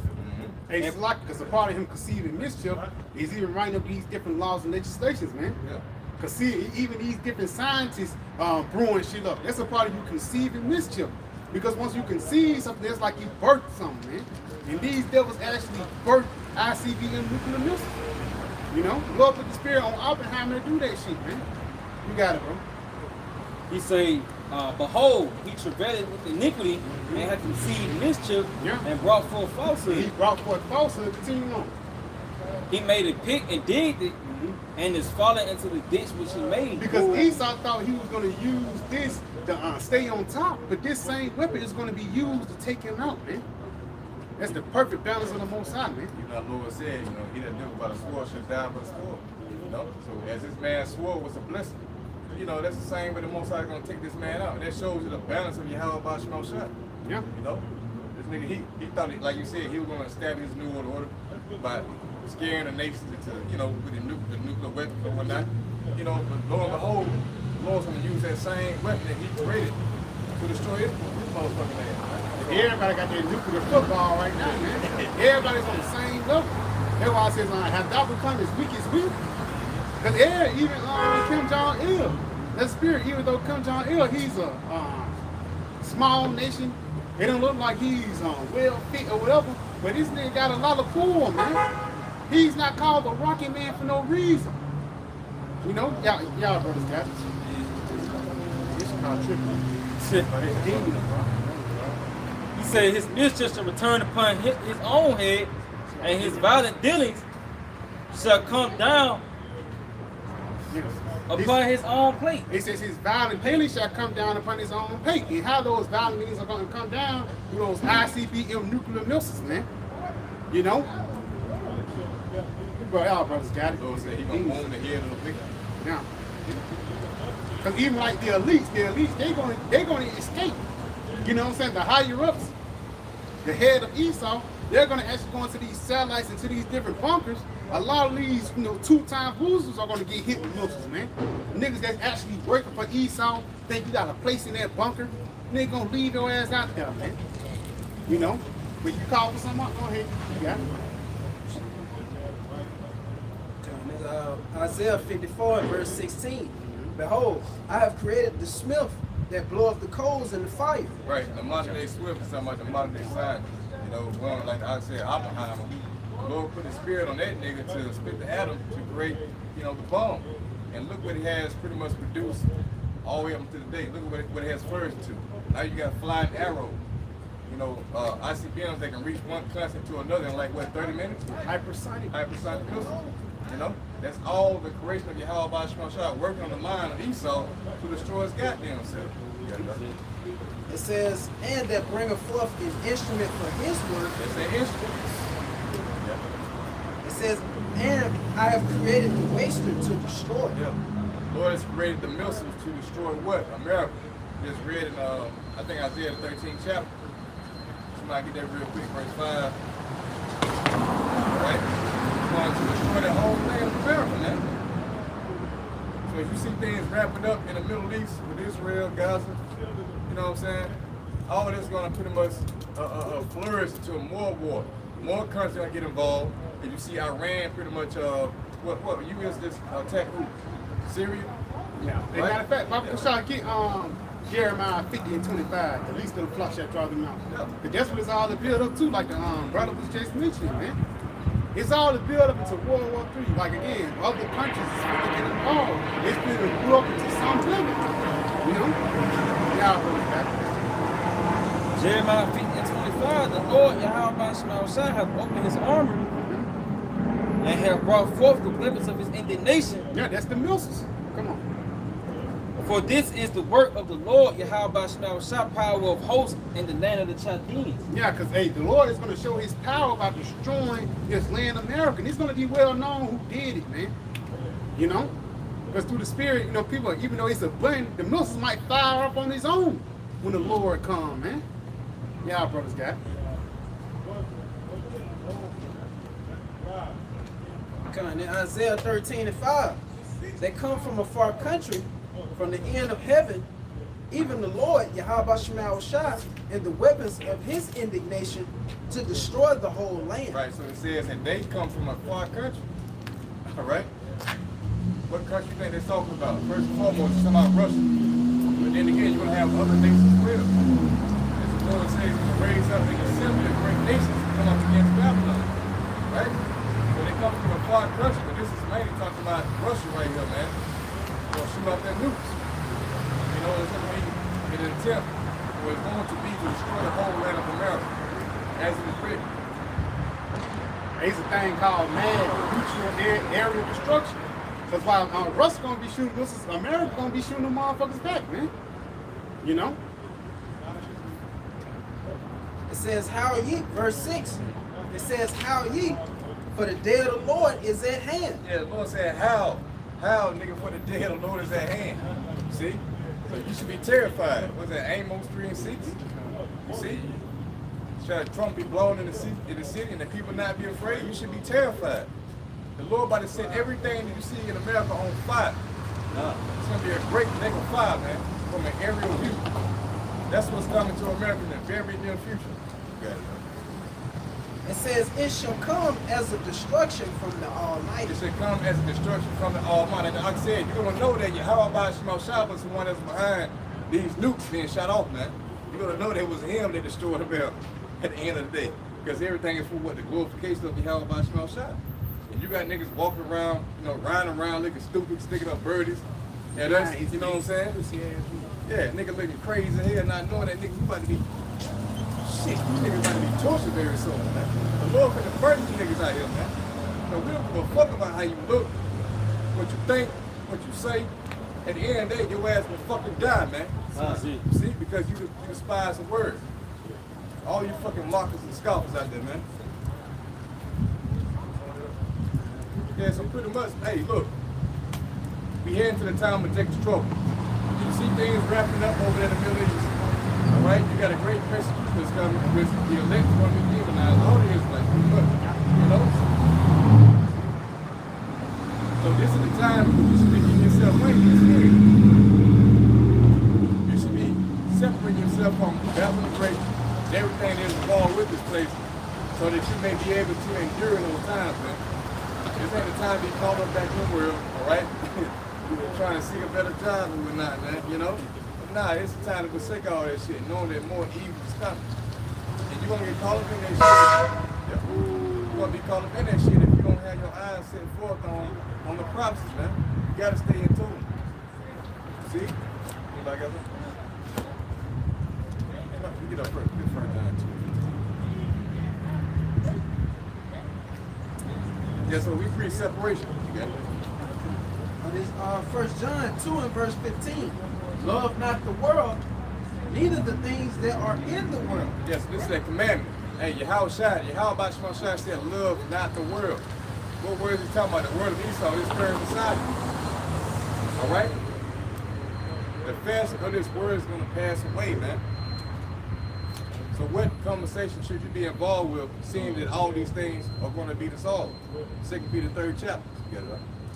It says, if any man love the world, the love of the Father is not in him. Yeah, so if you're entangled with the affairs of this life, then the love of the Father is ultimately not in you, man. If things according to this life draw you back into the world, then the love of the Father is never within you. That means that ultimately you didn't have the gift of faith. Get up, he's moving forward into yeah, because you know, the Lord, he's making a separation. We see it through the Spirit. You got niggas falling out, niggas calling on false guys and bugging out. You know, niggas leaving faith at a time like this. This is the most crucial time in the earth, man. And it's never been. You see? We in 2 Timothy, the 3rd chapter. And they perilous time shall come. It's like everybody says, seek ye the Lord while he may be found. How we were speaking earlier about what? The time of taking trouble. Because if you are not on the Lord's side right now, later on, you're going to be fucked up, man. You know what I'm saying? You're going to be fucked up when shit really comes down. It's going to be too late for you to call upon the name of Yahawah. It's going to be too late for you to, you know, stop eating pork. It's already did be a fit. Even niggas taking the damn Yahawah. Niggas who claim to be a part of Israel, who claim to be a part of, you know, the nation of Yasharala, niggas still have a Babylonian mindset. Niggas still want to be a singer. Niggas still want to be a wrestler. Showing you. Just read it. What you just read? That 1 John, the 2nd chapter. Showing you can't mix this worldly things with this pure doctrine, man. But wish I read that again for me, real quick. 1 John 2. Back in that 1 John 2 and verse 15, it says, love not the world, neither the things that are in the world. If any man love the world, the love of the Father is not in him. Showing you that you loving these carnal things, you can't mix it with this pure doctrine, man. Because if you do, then ultimately you devour it. Because that's what niggas do. Niggas will grab 50 different doctrines and try to mesh it together and say you got the truth, man. Now y'all just two crazy ass niggas in the middle of Mississippi just speaking and talking shit, man. You know? You see what I'm on that? Yeah, come. It says, and the world passeth away. This society's gonna pass away ultimately, man. So you should invest in it. Come on, give it to me, huh? And the lust thereof. But he that doeth the will of the Most High abideth forever. Yeah, he that doeth the will of Yahawashi will abide forever, man. You know? Because the will of the Lord is to do his work, man. You know? Yeah, so pretty much you shouldn't be seeking your own glory. You got a lot of niggas out here who are caught up in the flesh, caught up in the outward appearance, trying to, you know, gain a reputation for themselves or whatever it may be. Niggas try to make it about them. Yeah, try to make it about them. It ain't about you, nigga. It's about Yahawashi, man. You know? Showing you that Yahawashi ultimately is going to get the praises in a lot of days, man. It ain't about, you know, how many precepts you know. It's about getting right with the Lord, bro. You got to have built your own relationship with Yahawashi. Because ultimately, if you're a part of the elect, that relationship was already built, man. But these niggas on the fly trying to get to know the Lord. You can't get to know the Lord from the fly, man. You got to know him from the beginning. You know? Come on, huh? Yeah, Hebrews 4:2. For unto us was the gospel preached, Some of the elect, good. as well as unto them. As well as unto them, the 2/3. Yep. But the word preached did not profit them, not being mixed with faith in them that heard it. Ooh, not being mixed with faith and then they heard it, meaning that they didn't have the vision to see. They wasn't given the vision that you brought out in Isaiah the 6th chapter. You know, that their eyes be heavy, you know, something to that effect, their mind be fat. You know, so when they heard this word, it didn't take no effect, it didn't take root within their mind. Hey, if I may, because they didn't believe. Focus, I think Isaiah 53:1. Yeah. That's what it's all about, believing upon the doctrine, man. That's why it says, he that believeth is not condemned, but he that believeth not is condemned already. Showing you it's just coming into you, it just cut it dry, man. Either you believe upon the Lord or you don't, bro.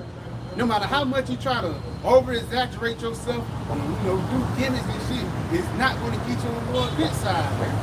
Y'all folks got it. It's Isaiah 53 verse 1. You have believed our report. And to whom is the arm of the Lord revealed? Yes, who have believed our report, and to whom was the arm of the Lord revealed? The arm was the Lord, wasn't revealed unto the ones who didn't believe, man. And the only reason why they didn't believe because they was written in the report, man. It was already written in the story that this nigga gonna die of a famine. It was written in the story that nigga gonna die of World War III, man. And ultimately, if you're not on the Lord's good side and you in this truth, you're gonna get booted out. A lot of niggas is booting themselves out, man. That's why it's a fearful thing to fall into the hands of Yahawashi, man. This word is not nothing to play with. Now, as we get closer and closer into the time of Yahawashi, more and more demons and dangers is going to get amped up, man. So you have to prepare yourself mentally for the days ahead. But brother ain't got to get that second Ezra, the 14th chapter, man. I think we read it already, but put away from these mortal thoughts. Because you got to put away from these cards, because in the back of your mind, you can even tell what through a motherfucking body language a nigga tired. You see what I'm saying? You can tell through a motherfucking body language in his countenance what he thinking. You know? You got it, bro. 2 Ezra 14:13. Now therefore set thy house in order and reprove thy people. Comfort such as of them as be in trouble and renounce corruption. Is it? Let go from thee mortal thoughts. Cast away the burdens of men. Put out now the weak nature. Yeah, pull off now the weak nature, man. Because that weak nature is ultimately going to lead to death. Come on. He say, and set aside the thoughts that are most heavy unto thee, and haste thee to flee from these times. Yeah, haste to flee from these evil times that's coming upon the planet Earth, man. Because again, you being that stalking spirit, you're going to be caught up in it. Yeah, so with that, man, we pray the video was edifying. We'll give all praise, honor, and glory to Yahawah, by Sham, Yahawashi, by Qadash. Shalom. Shalom. Abba, Soon. tonight. Lock right now.